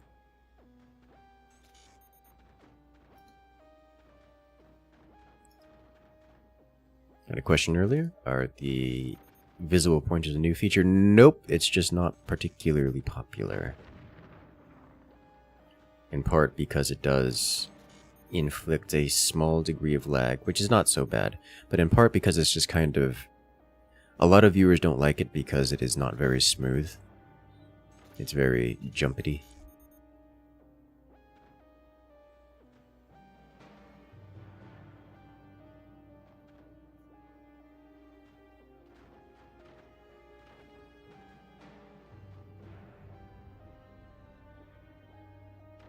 We will see how this match progresses.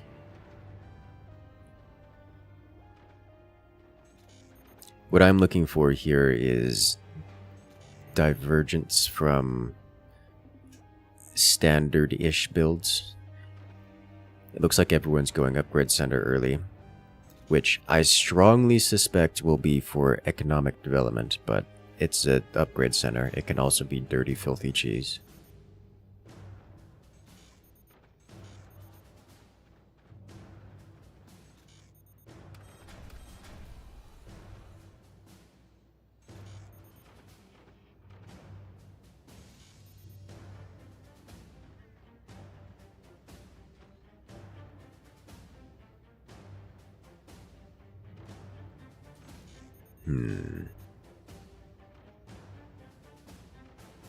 Yeah, everyone seems content to work on their eco here.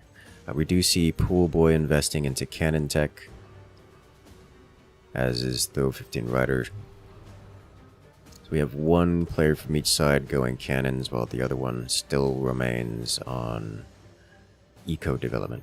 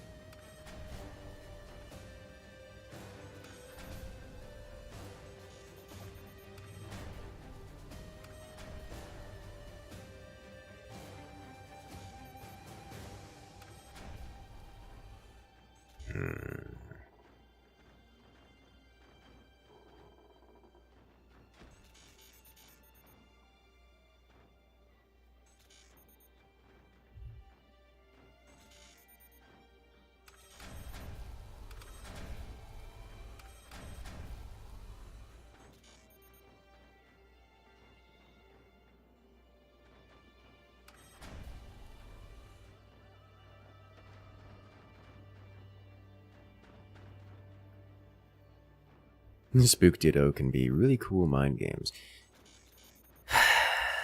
I don't think so.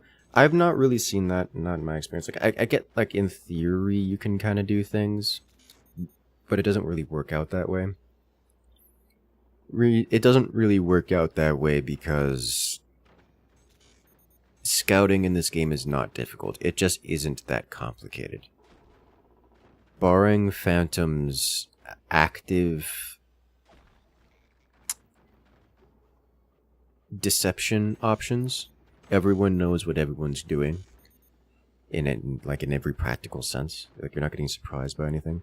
And so Spook just doesn't offer anything to change that. Because of that, you're just getting the biggest benefit of Spook isn't its information gain, but instead it's thieving. Because every time you activate the command ability, it does two things.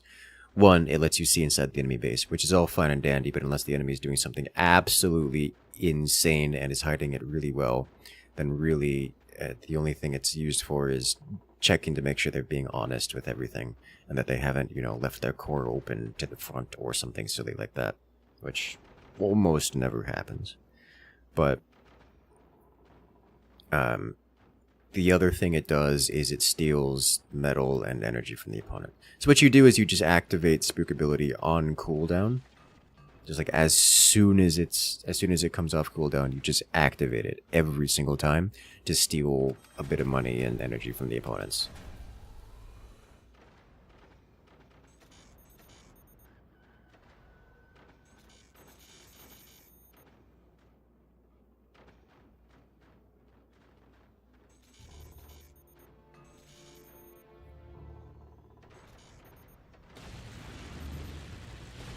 Opening volley. Firebeam spam. Firebeam spam is fun and very not. That's not true. It's not fun for. It's not fun for the receiving end. It's a little bit fun in a psychopathic kind of way for the one doing it. Looking at you, Tar, judging you mildly. Man's going up to 5 fire beams. Whereas Pool Boy is doing the cannon stack. We're seeing similar builds for the opponents, where it's just stacks on stacks of cannons. Cannon Express is literally just all cannons. No fire beams, nothing else, just cannons. Just cannons.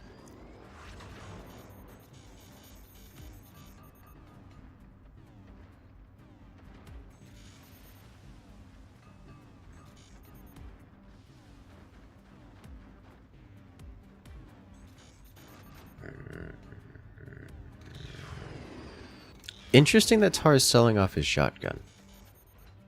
That is something which is going to be unique to Spook. Because Tar was able to activate his commander ability and see with certainty that the opponents do not have howitzers. So he could sell off his shotgun and reclaim that money for that looks like he's reclaimed it for a plasma beam.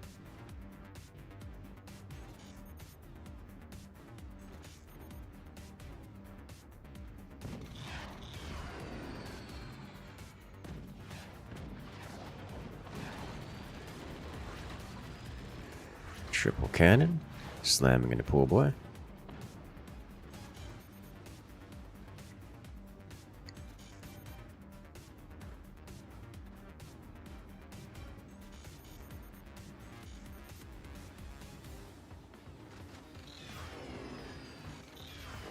It is time to reply. Oh, door snipe. Tar loses a fire beam to a cannon up his opened doorway.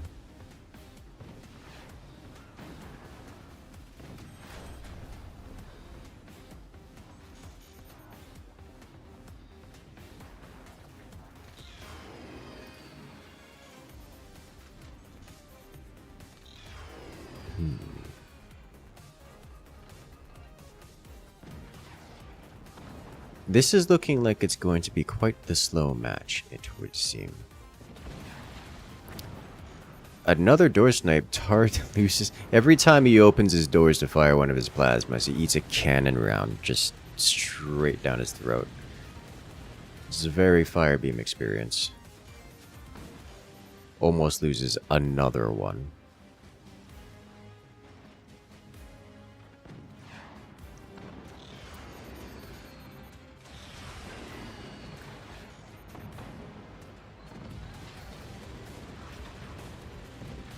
He does indeed lose another one to a cannon. It's just straight down the gullet.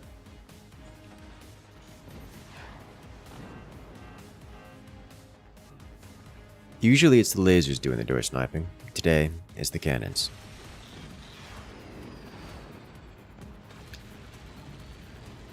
Cannon Express adding in more cannons. Tar burning OG's cannons, but doesn't breach the defenses. They will survive for now.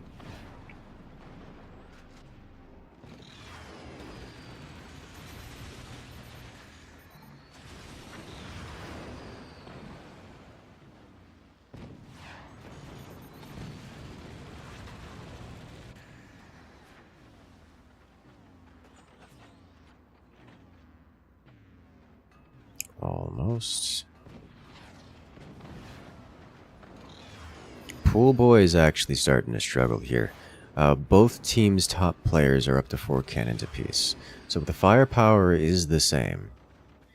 But Pool Boy is taking more hits, and though 15 Rider has defended the cannon shells a bit more cleanly. Oh! But he gets the door snipe, and just like that, Tar wipes out OG's cannon stack and takes the entirety of OG with him. Though 15 Rider is down to just himself. Himself in a dream.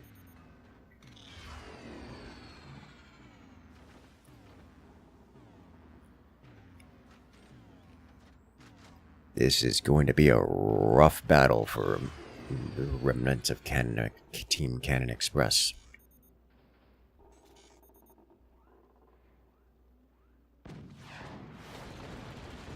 I think he's trying for door snipes.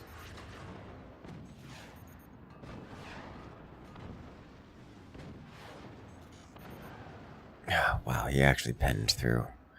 Didn't break anything behind, but it brought Pool Boy down to being completely broken, unable to fully repair. If though 15 Rider manages to get another volley in that same spot, he may just break through and knock down Pool Boy's cannon stack.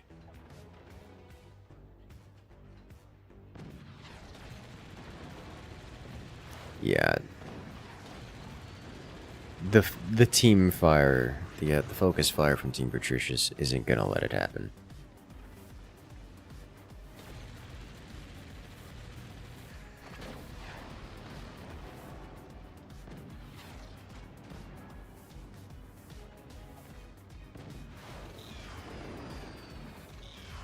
Those cannons, this damage is spread way too far. It's not gonna happen.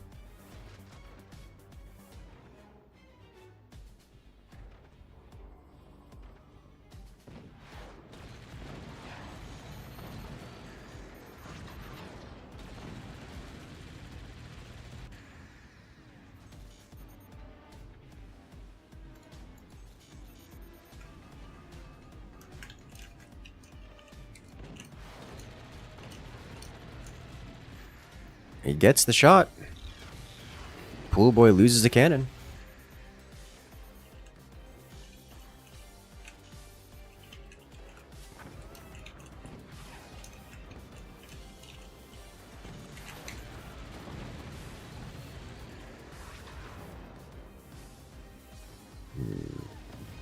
Cannon Express does manage to reclaim the eco of OG's one space, or at least the mines, as Tar just mass expands with an incredible amount of fire beams.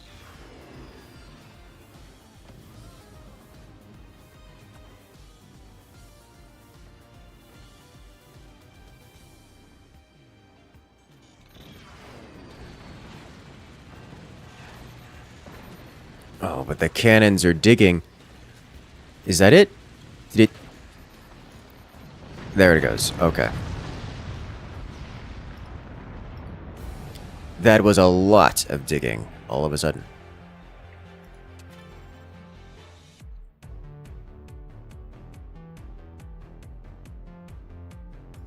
Alright. Let's see what we got here. So OG got door sniped something fierce. You can see the fire beams tickling this and whittling it down.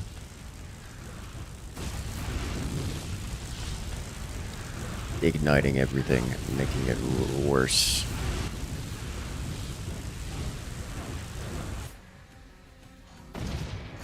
Oh my god, it wasn't even a door snipe.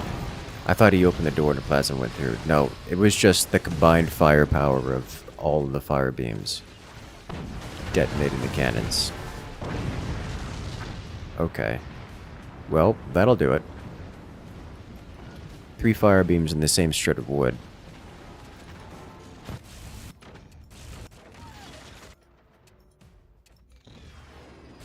And then this happened.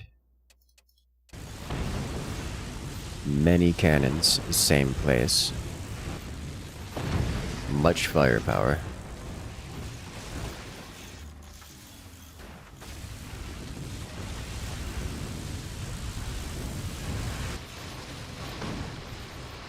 And that all comes crumbling down.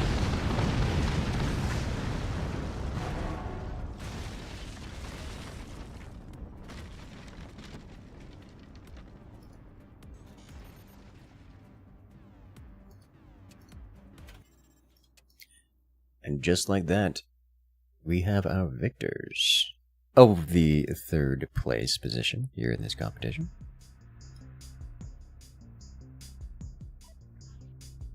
Well played, Butrocious.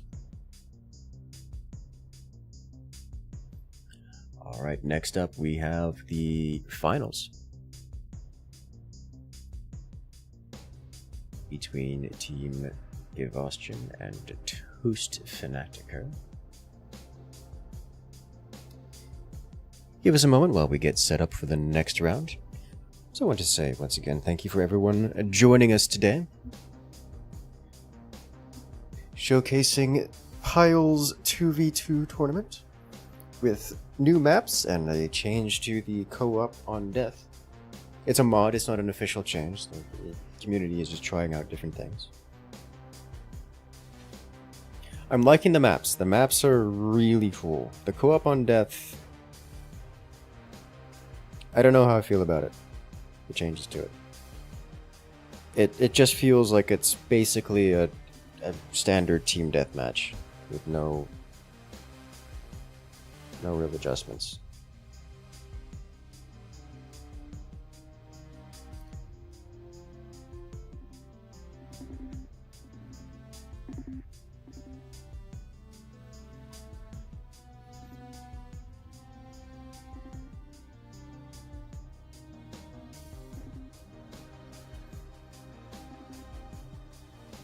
Remember, we are currently on a pretty hefty delay here. So if you guys want chat interaction, make sure to check back later when we do a more regular stream. Back and forth chill experience.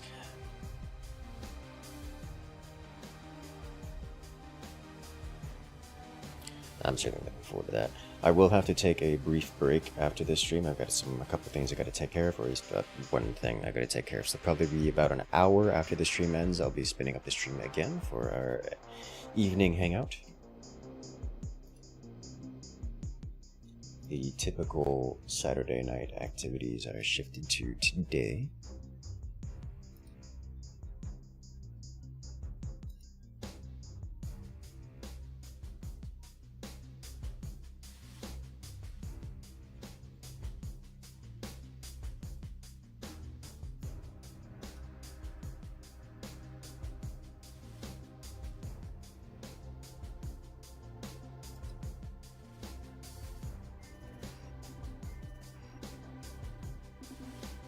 Alright, the players are here.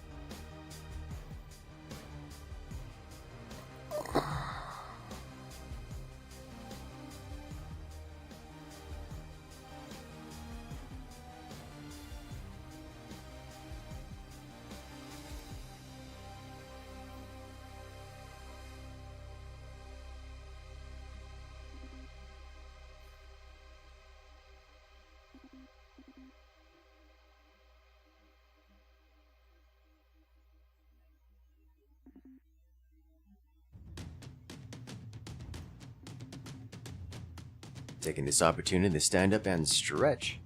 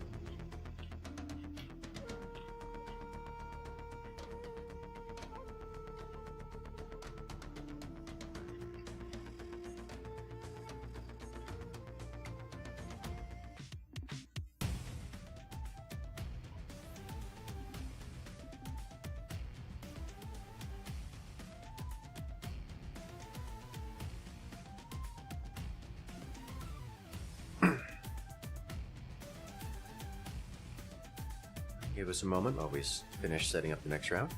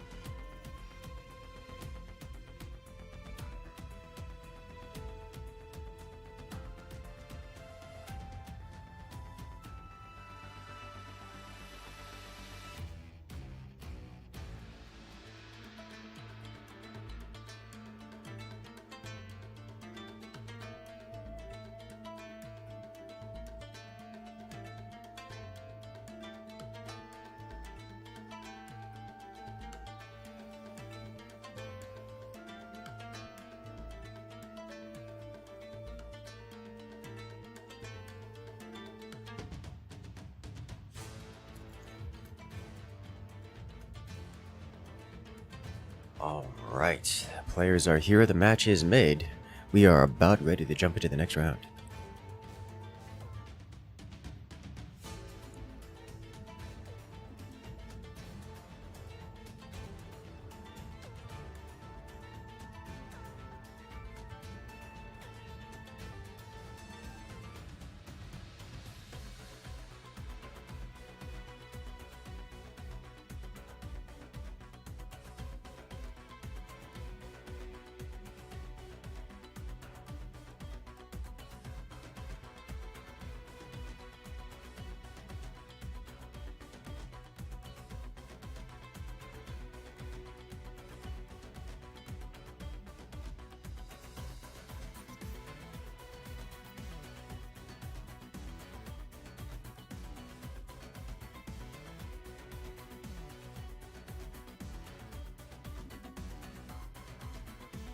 Ladies and gentlemen, the players are ready.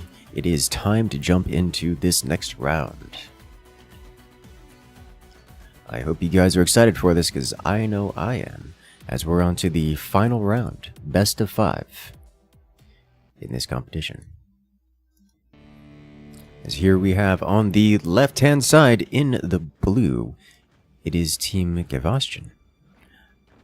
I've been very happy with what I've seen from them so far, impressed. Whereas on the opponents, the opposite side, it is Team Toast Fanatiker, Derbensian and Clow. It's Clow. I'm going. That is the extent of that. We are once more in a spook mirror match. This is a nasty extrusion necessary to get across here. Nails lands it quite cleanly. Nothing forward? Nothing forward, okay.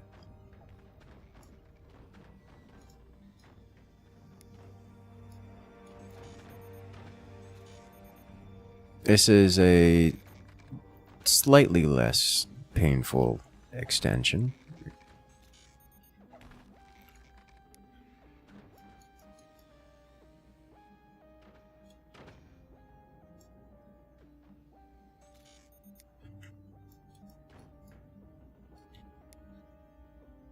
Okay.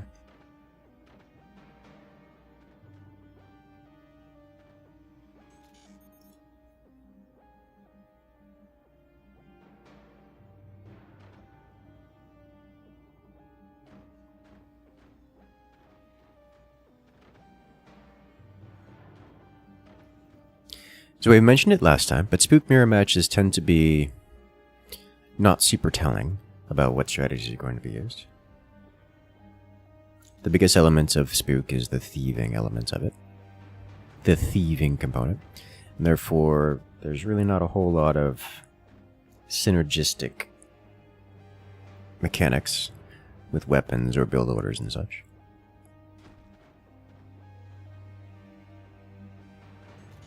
We have a question from chat. Is there an asymmetric map in any Forged tournament? Don't think I've ever seen one. No. There are asymmetric maps in forts, but they are unpopular for the purposes of tournaments, so you do not see them. Asymmetric maps tend to give a substantial advantage to one side or the other, and are therefore unappealing for everyone involved.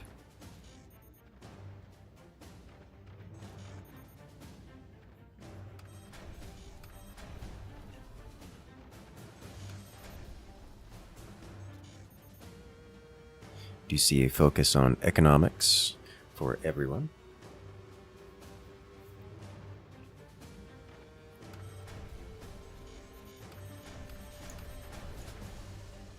We do see a spread of weaponry. Team Gastian is going double cannon production for their heavy weapons options, whereas Team Toast Fanatiker...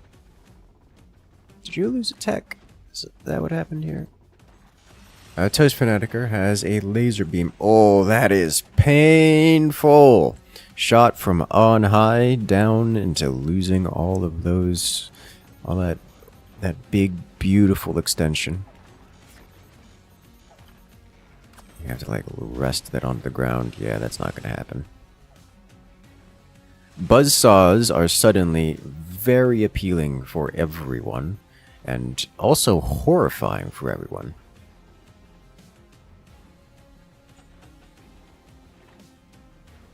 Both teams turning to rely onto ablative armor. Actually kind of surprised we don't see another buzzsaw out of Julian, as Clow is not defending his extension.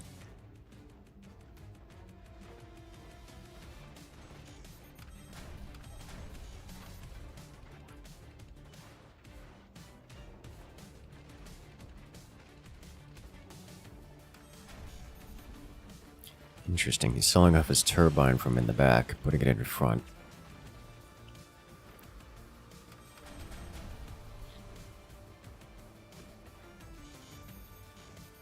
With his laser beams in the back, which is also fascinating.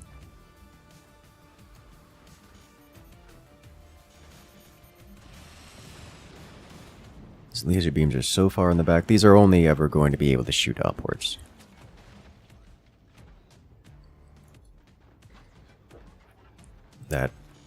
That makes me assume that Team Toast Fanatiker will be focus firing Julian for the extent of this round. Or at least for, you know, most of it.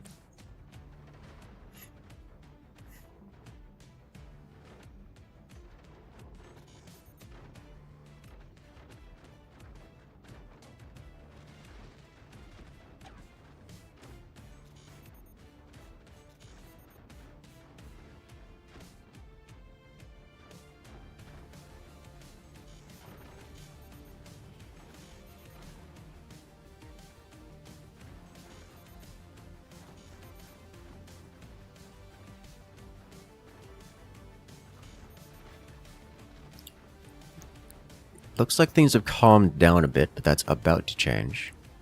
As it is cannon o'clock, and now it is time for violence of the kinetic variety.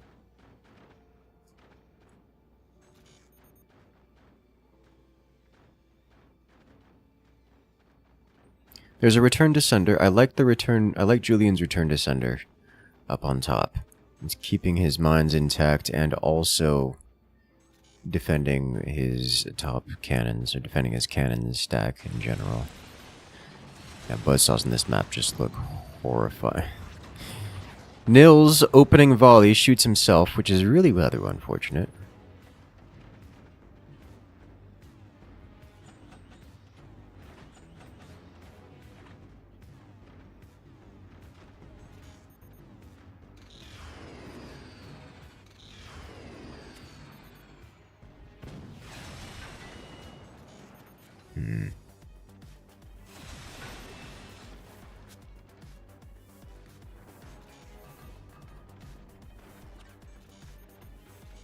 Cannons are firing now. We're not seeing real damage dealt by the cannons just yet, but that's not terribly surprising. With only 1 or 2 cannons out on the board, they're not going to be doing a whole lot of work. Yeah, laser beam from below. I'm still surprised we don't see buzzsaws from Julian here. I'm still super surprised about that.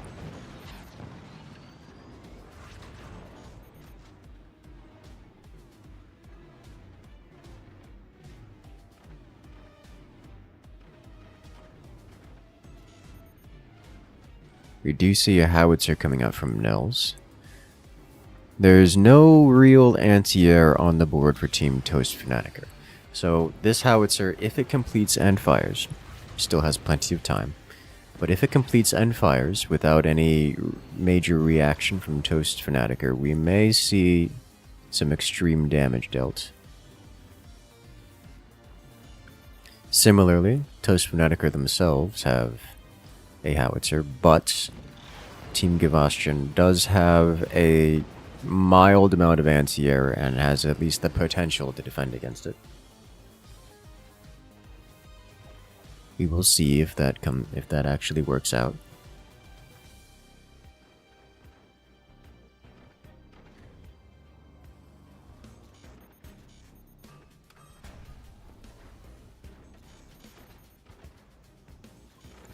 I like this shotgun system here with the energy shield in front. I think this needs to be switched out too. Hey, and he takes the mine. Well done.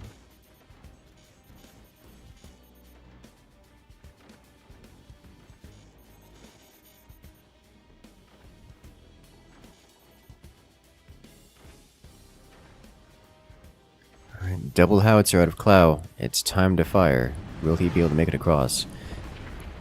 Julian is going to be the first one in line to take hits from this howitzer, and he does in fact have weapons in place, anti-air in place to defend against it. First one makes it, second one doesn't.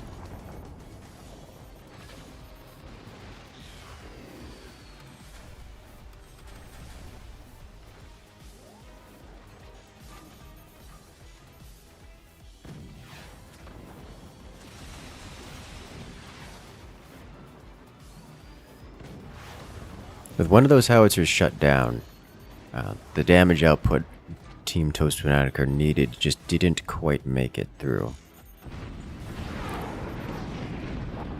Now it's just flying from both sides. One shut down, second shut down.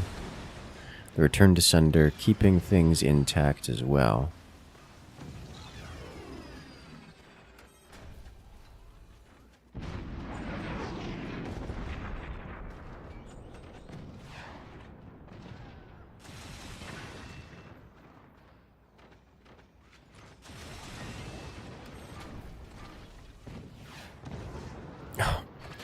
Just the cannon snaking. Oh! Almost door sniping that howitzer. Just preemptively. That could have been nasty. But it makes it through. Oh. It doesn't make it through. Second howitzer should make it through. You can do it. Fire the Howie. No, he's not going to fire it. Shotgun blast. Cannon takes it out.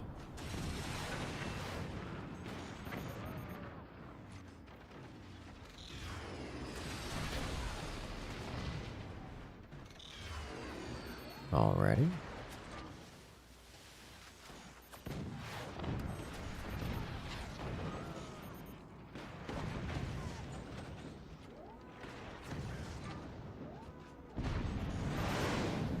Cannons are flying. Howitzers. Oh! It cuts very deep. Follow-up shots? Doesn't have enough to follow through. Howitzer flies across and reply. One's gonna make it through. A heavy hit. I don't... Uh-oh. The sniper. Turbine blocks. And there it is. Oh, that's rough. That's a lot of money lost.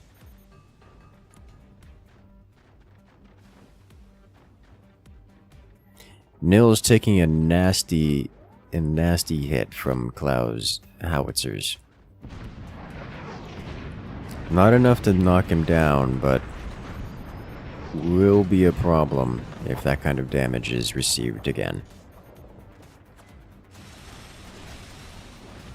Oh, yeah, just like that, Buzzsaw crunches the base, and it all comes crumbling down. He's gonna lose everything. There's... The only thing that survived was that which was in the rear. There's just nothing. That's unfortunate for Team Toast Fanatiker. And the Buzzsaw is gonna chop the connection. And it comes crashing down again. Like, he can't spend that much money on this. Look at how many Buzzsaw Nils is getting. It's just a wall of Buzzsaws. Cloud will never be able to reconnect to that. Remember that we have a modded version of Co-op on Death. So while Derbenzin has been knocked out of this round, he can reconnect and join his teammate, but only after 90 seconds. But this round may be all but entirely decided by the time 90 seconds comes back. And there it is. Cloud loses a cannon and a sniper, selling off his tech just to afford progress.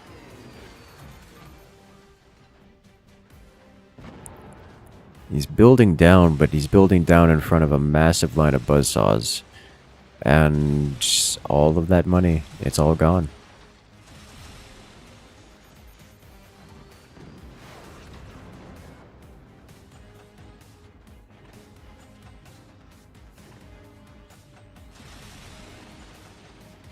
It doesn't matter if you built it a foreground or background, it's all going to come crashing down. Got a rope to it? No. That's so many buzzsaws. That's so much money spent on wood. Oh, that howitzer is gonna... Oh! And it passes through. Alright. Benzine has rejoined his friend.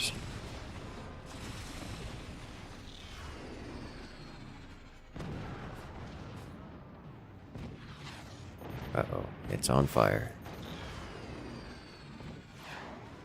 Yeah, and he's selling off the howitzers too, which is probably wise given the amount of anti-air. Oh, nope. They got penetrated, and with that, Team Toast Fanatiker hits the concede button. And round one will go to Team Gastian. Well played.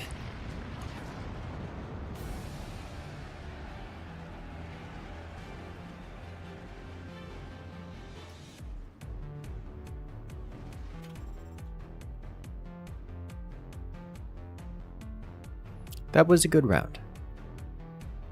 Kind of one-sided. Team Gastian just managed to lock down their opponents quite early. By early, I mean once the weapons came out, which is not early, but still.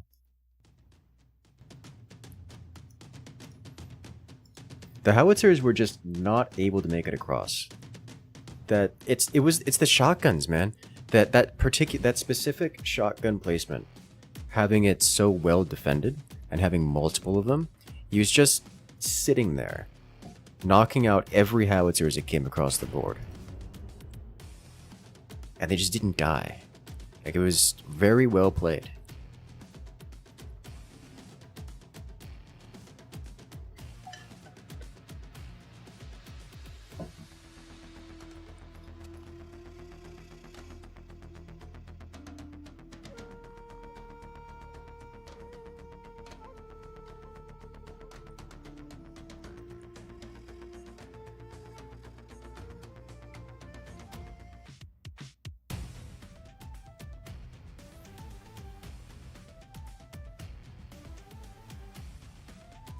Alright, give us a moment while we set up the next round.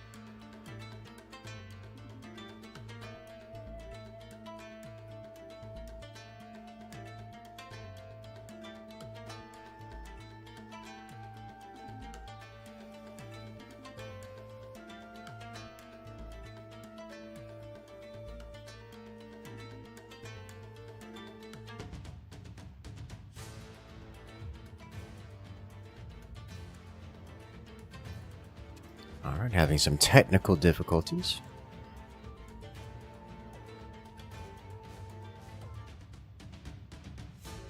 Be another extra couple minutes before we start up.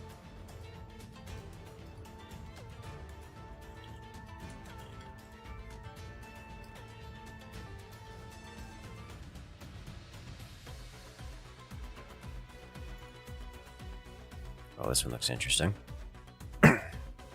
This looks very interesting. What is this?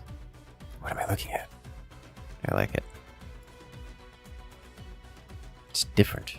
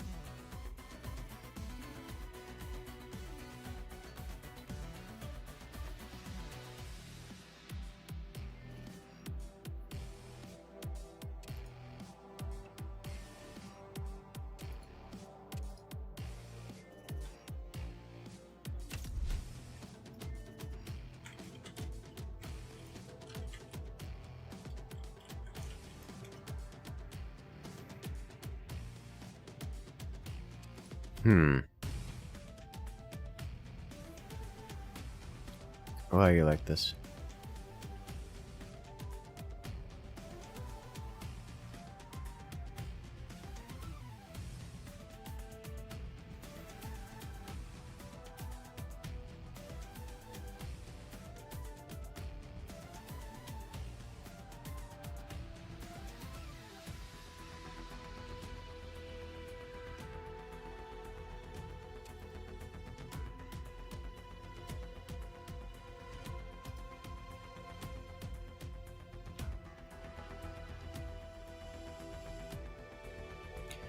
Alright, having some technical difficulties with Steam here. It'll be another minute or two before we can get into the lobby and then get the round started. Make sure to take this opportunity to stand up, stretch, grab a drink, because we are in the middle of a best of 5. And we've only done one round.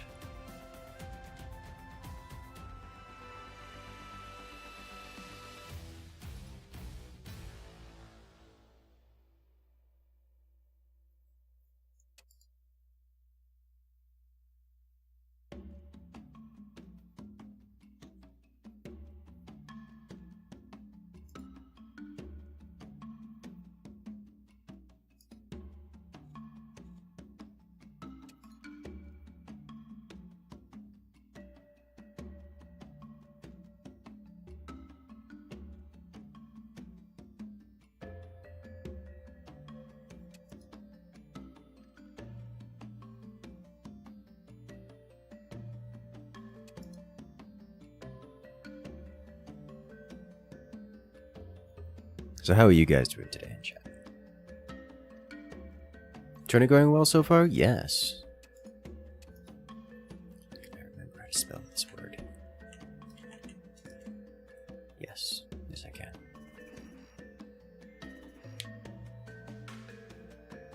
Yes, it is.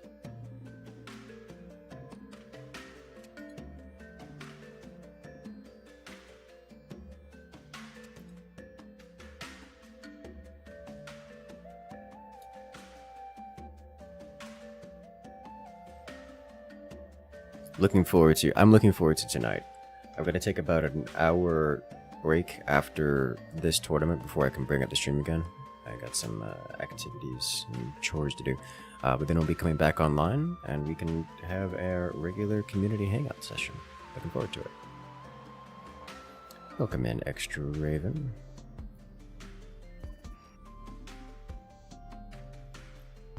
Alright. Looks like things are working. Good. The players are here. So we'll be jumping into the action momentarily.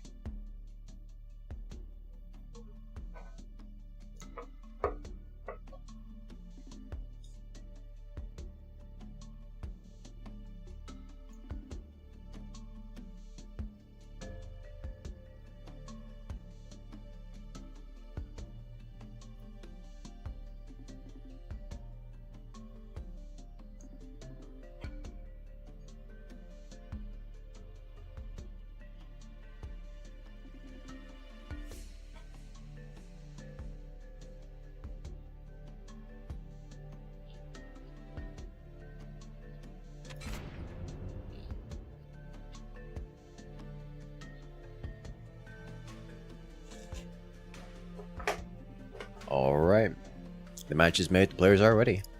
I hope you're good to go, because we're starting out round 2 in this best of 5.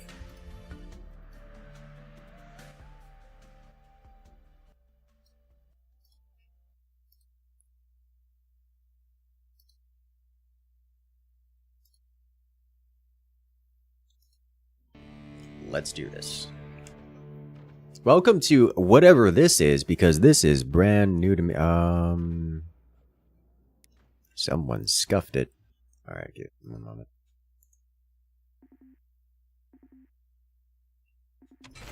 How have you done this? Why have you done this? Best of 5 was unusual. Why not best of 3?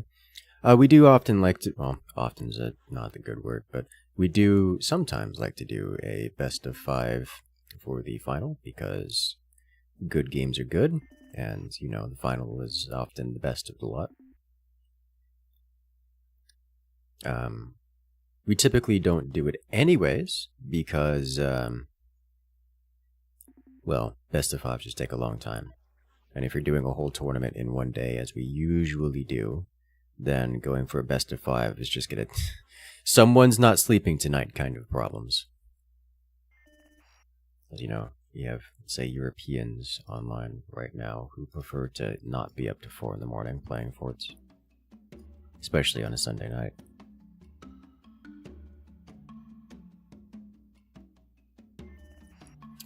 But because this tournament has been done over the course of 2 days, we can just have a best of 5.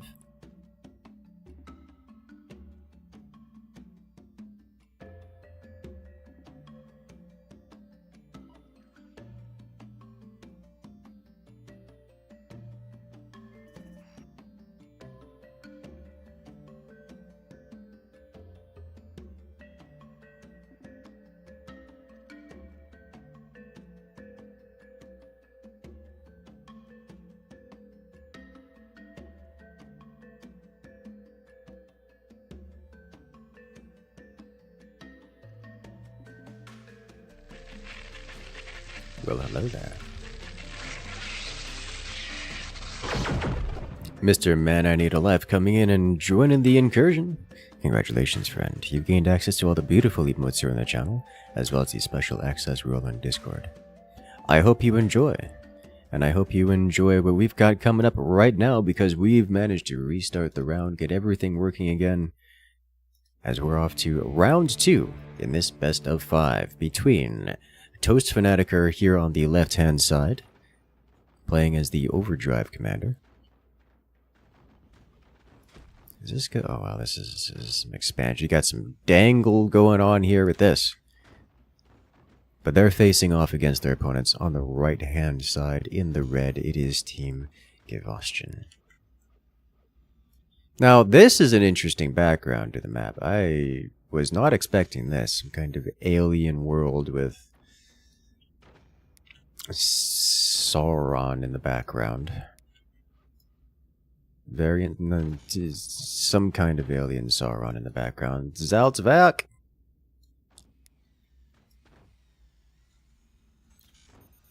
Rip internet. You'll be missed.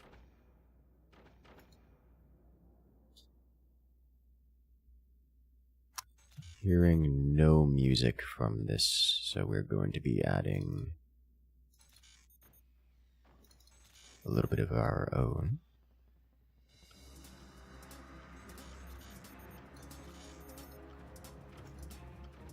This is an interesting map. All of these maps have had something that's striking about them.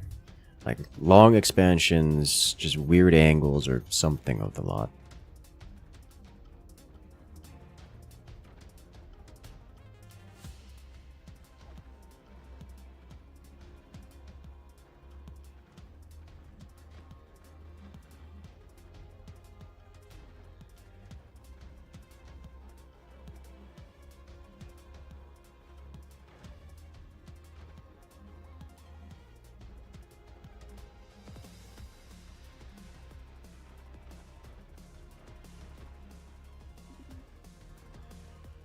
You will be missed.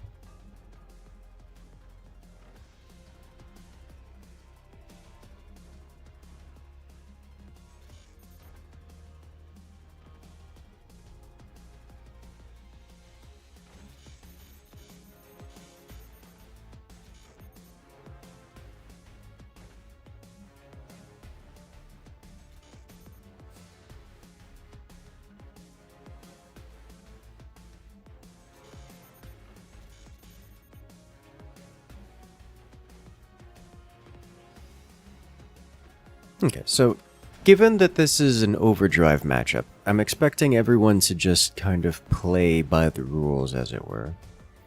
There's nothing stopping any of these teams from just, you know, building rockets and then wiping out the opponent, but the chances of that happening are not particularly high. Not because they can't do it or because it's a weak strat or anything of this sort, but because they don't want to. It's scary to do such things. Also, why are you like this, Derbenzine? What are you doing? Is this meant to be anti-buzzsaw? This has got to be meant to be anti-buzzsaw. I've just never seen it done like this before. It's weird. But yeah, everyone's just going for eco. Except you were side graded. So you did this last time, where he built upgraded snipers and minigunners and just was being annoying, and then sold them off by downgrading first so that he gets all the money back for it. He gets like pinch fist kind of sidestepping into a nuisance. More of a keeping people honest kind of deal. Last time he did this, he actually, little more than keeping people honest, like he did actual damage. Which was nice to see, because he was able to do actual damage without meaningfully slowing down his build.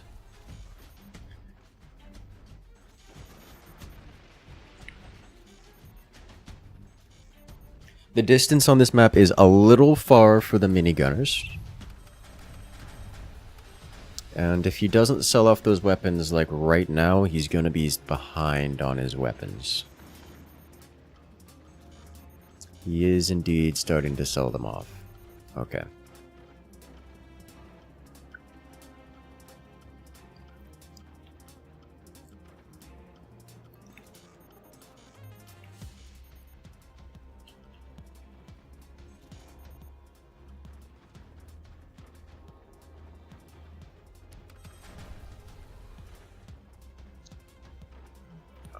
Upgraded mines everywhere, buzzsaws everywhere.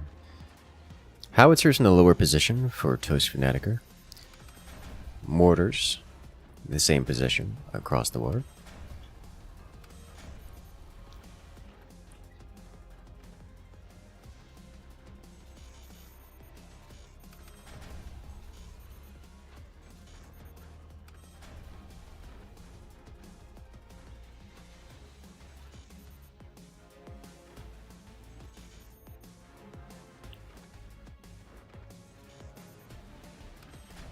That is so many howitzers out of Julian. By so many, I mean 2. Which is the same number that Derbenzine is building. Mortars from below, slamming directly into the Cloud's front, which is a wonderful bit of damage. That volley getting caught by a sandbag.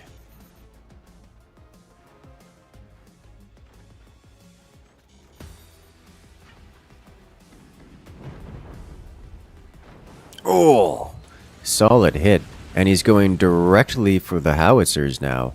That's dangerous for the howitzers, especially given that they're still under construction and therefore cannot be repaired. So if that fire beam is able to touch the howitzers again, it just detonates and takes the entirety of Derbenzine with it. Oh, it's so close, but the fire beam will not be able to penetrate that. He's going to have to rely on the mortars to do that, which he is now attempting to redo. Oh, that flak! MVP, just saving that howitzer from another volley. This time, however, it's just hard-walled. Those mortars are not making it through with any alacrity. Certainly not before the howitzer completes its construction.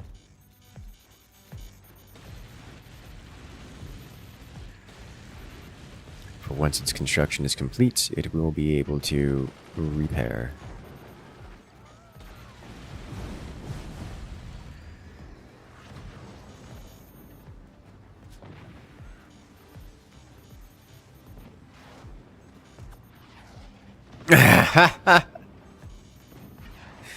Not exactly a clean return to sender, but return to whence it came, nevertheless. Snipes out one of Derbenzine's mines. little bit of does it count as friendly fire if it's been returned to centered? I mean, technically it doesn't, at least as far as the game is concerned, but I don't know, if a teammate was shooting a return to sender and hitting me with it, I would still call it friendly fire.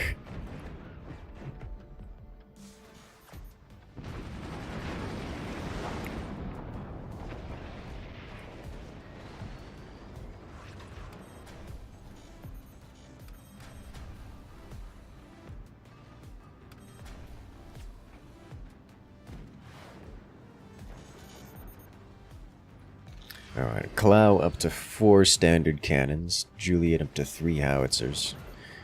Really need to see those howitzers fly. There we are. Clow manages to defend the howitzers, mostly via cannon-based anti-air.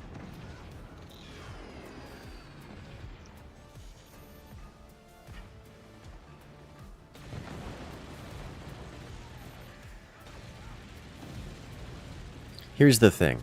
Nils is struggling real hard to get actual damage done. Mostly because he doesn't have meaningfully destructive weapons on the board. He's got a bunch of fire beams. He's still building a plasma, but without being able to deal threatening amounts of damage, Durbansine's just gonna beat him back to the Dark Ages and then into extinction. That's kind of what we're seeing here.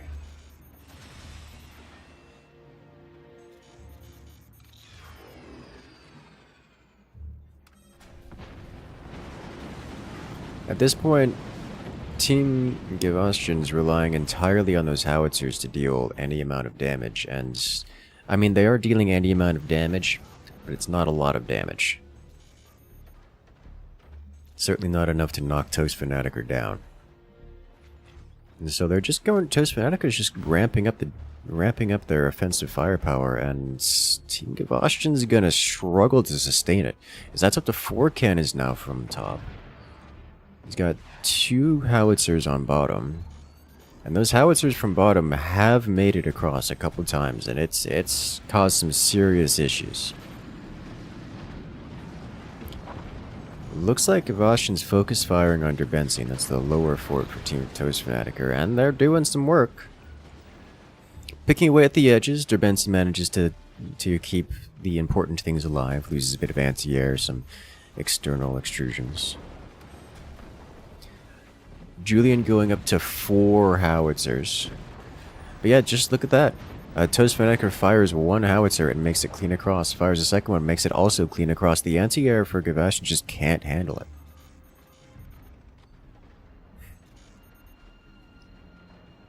Gastian is not in a position where they're taking sustainable hits. And while Toast Fanatiker is scary. Nope, too many howitzer hits, and there it goes.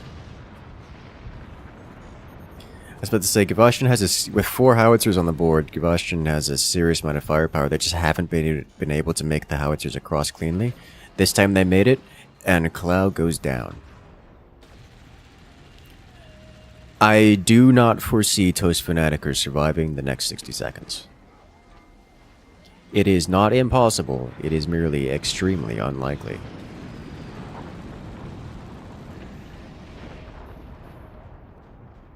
And unlikely seems to be the world we live in. Durbensine managing to knock out half the howitzers, face tank the rest. But those howitzers are going to come off cooldown again, and it's going to be real bad for Durbensine here.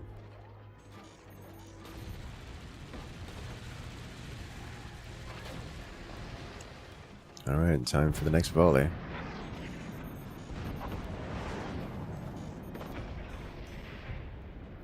Can do it, Julian. He is indeed doing it.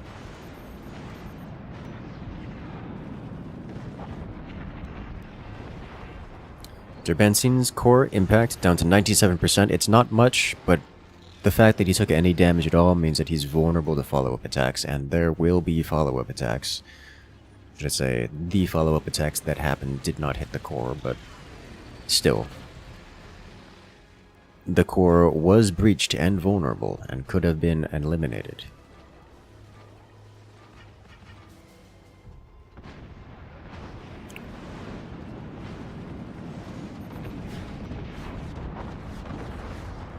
that 20 mil, keeping Toast Fanatiker in this game.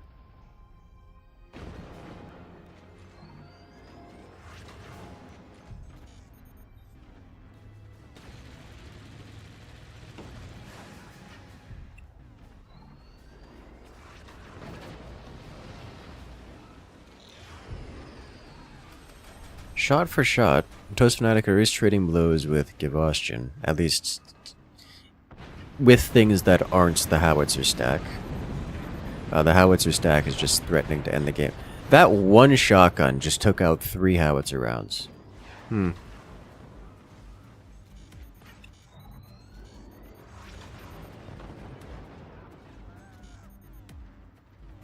It's a lot of damage. Toast Fanatiker has managed to reclaim and fully bring online the entirety of, well, Toast Fanatiker's base. There's now a single entity, making it quite the powerful.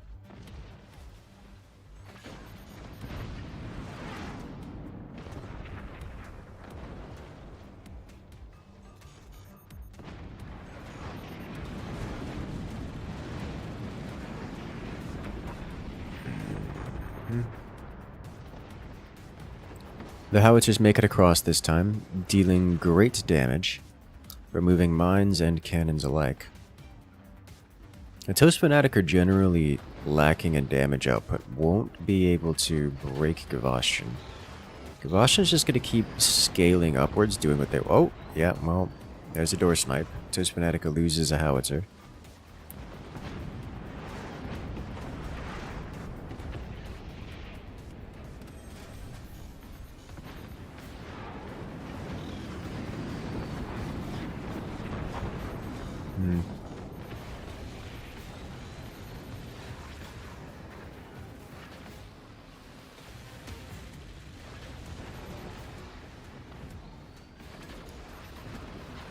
Oh, okay. Well, that's checkmate. Toast Fanatiker just lost the last of their Howitzers off the back of, well, some focused laser beams. And here come the Howitzer rounds. Straight to the front. Everything is going to the core now. Every shot, every weapon, and they're still alive. By some miracle, they've managed to hold the line. It's just so much damage. It's so much incoming damage. The defenses have officially been breached, core down to 60%. Internal damage has been sustained, and the Howitzers are coming in for the cleanup. Everything misses, except for the plasma. And that, ladies and gentlemen, was a beautifully destructive round. Team Gastian comes out with the victory in round 2. Round 3? Wait, was that round 3? No, that was round 2. That was round 2. We already took into consideration the technical difficulty. So round 2 goes to Team Gastian.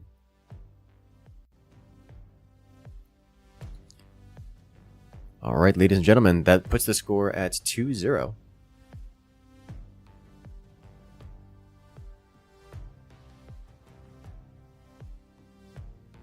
Will Clow and Derbensine manage to pull it back?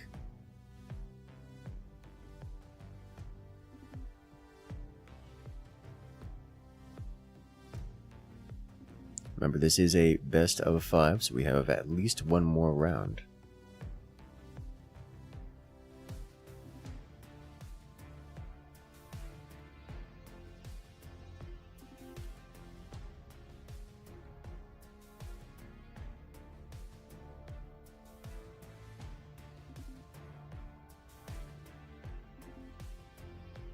If you guys want to grab a drink, now is your opportunity.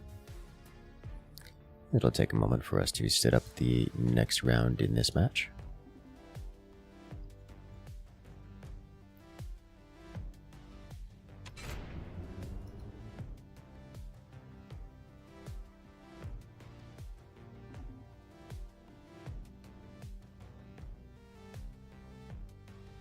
Will this be the final round for Clow and devastation? Or will they manage to take a victory, defeating Nils Julian, and buy themselves more time? Another opportunity, another chance to take first place.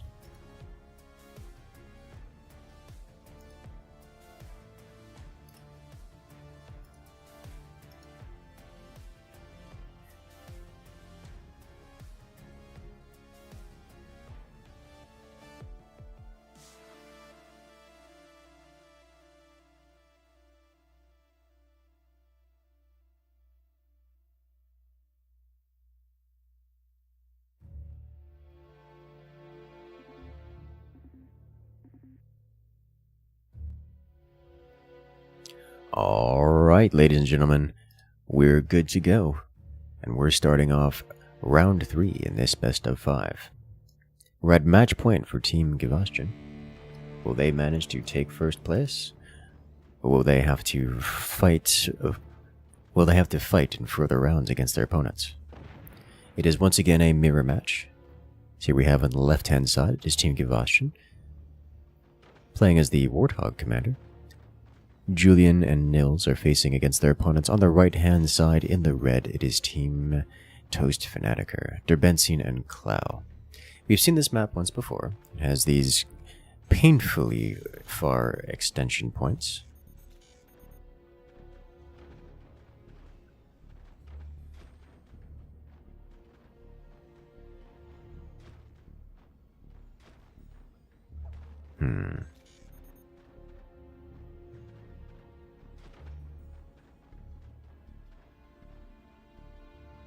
Given the Warthog mirror, I do expect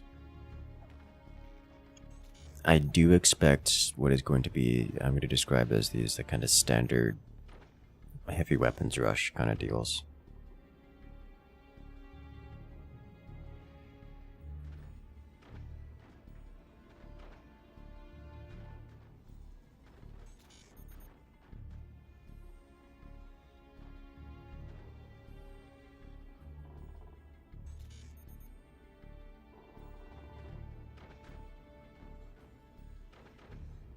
It would be unusual if they were to do something different.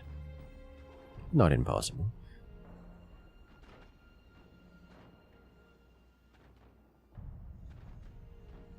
It is certainly the case that Toast Fanatiker needs to change something up, or they may find themselves knocked out of this competition. Or at least second place. Both of these can be true at the same time.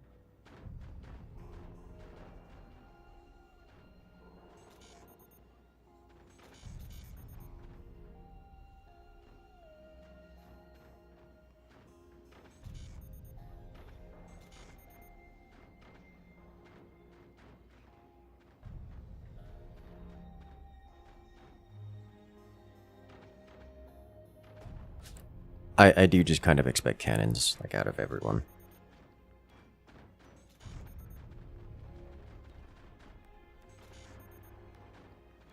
Lasers are not unheard of, and yet cannons seem to be the name of the day.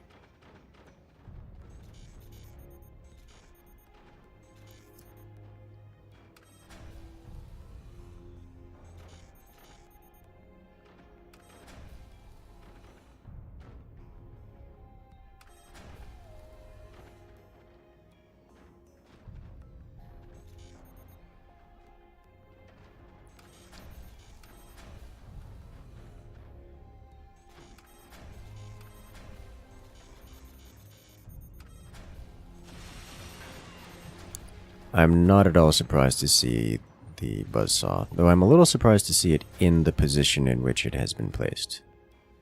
On the other side, Clow has got a much more strong position buzzsaw, and he's going to completely disconnect Julian's top expansion.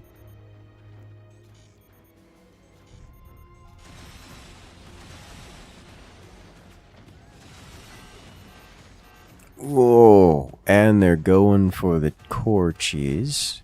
I don't know that they expected that to work, because while they clearly went for it, they didn't have a follow-up to punish it if it worked, so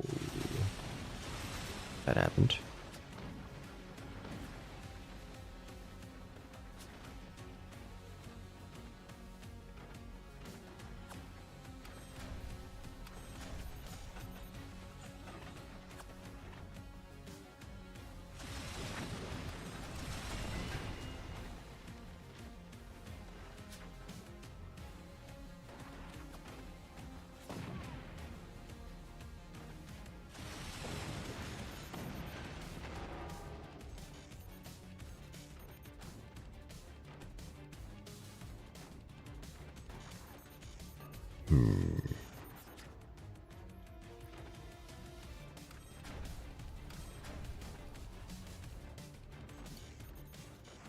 Unsurprisingly, it is cannons from everyone involved.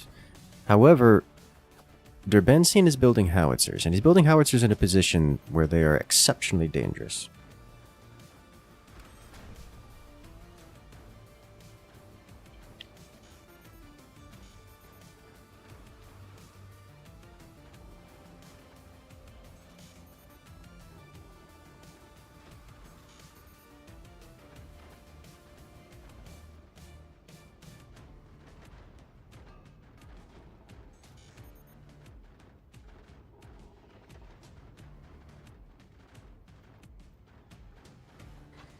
It'll be another few seconds before the cannons come online.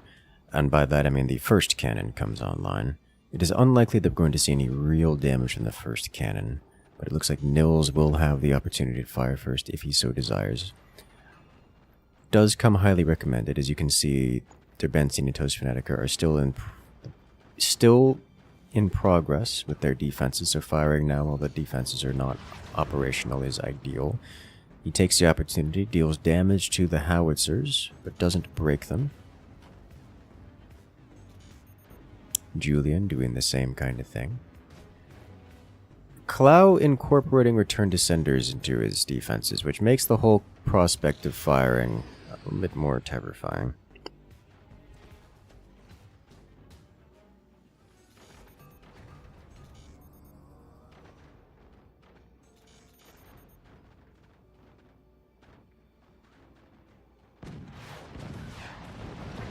Oh, yep, there it is.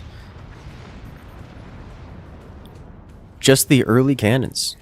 I say early as if they're early, no, just the on-time cannons punishing howitzers for being slower. A lot of damage.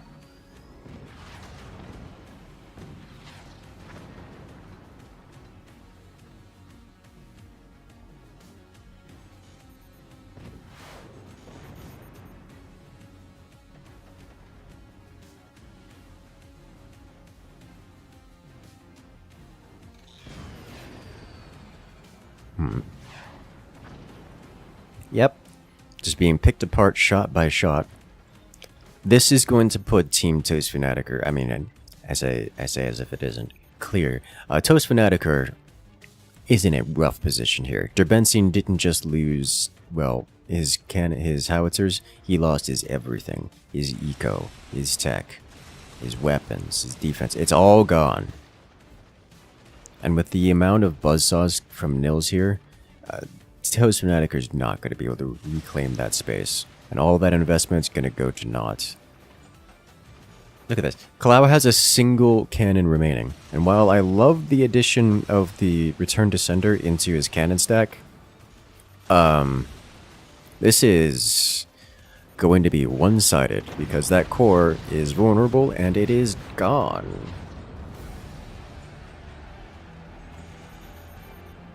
And that, ladies and gentlemen, is a clean sweep. Gastian winning 3-0 in this best of 5.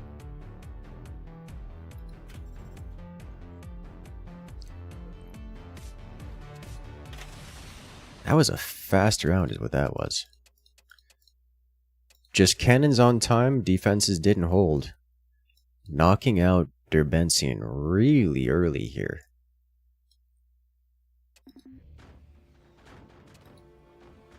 Look at this.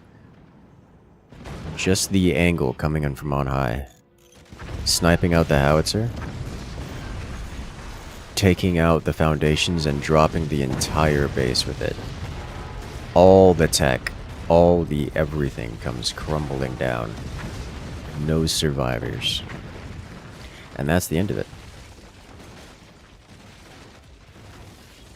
Well, ladies and gentlemen, I hope you guys have enjoyed, because I know I have, as Team Gastian wins this entire competition.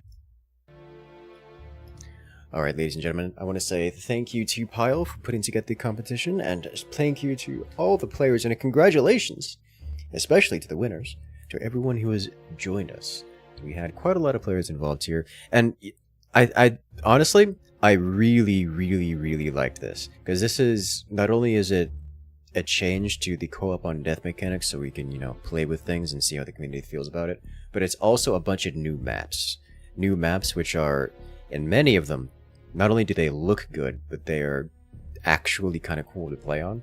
And so I love showcasing this kind of stuff, and I hope you guys have enjoyed it as well. So once again, shout out to Team Gastian for taking first place, Toast Fanatica for second. And I will see you guys later. By later, I mean in about 1 hour from now. It is currently 4 PM EST, and what we are going to be doing is we are going to be taking a 1 hour break. I've got to run some errands and take care of some things at my place, and then we're going to be going live again at, is that 5 o'clock? At 5 o'clock. So I will see you guys at 5 o'clock for a more normal stream. We'll be able to banter back and forth, and I'll see you guys there.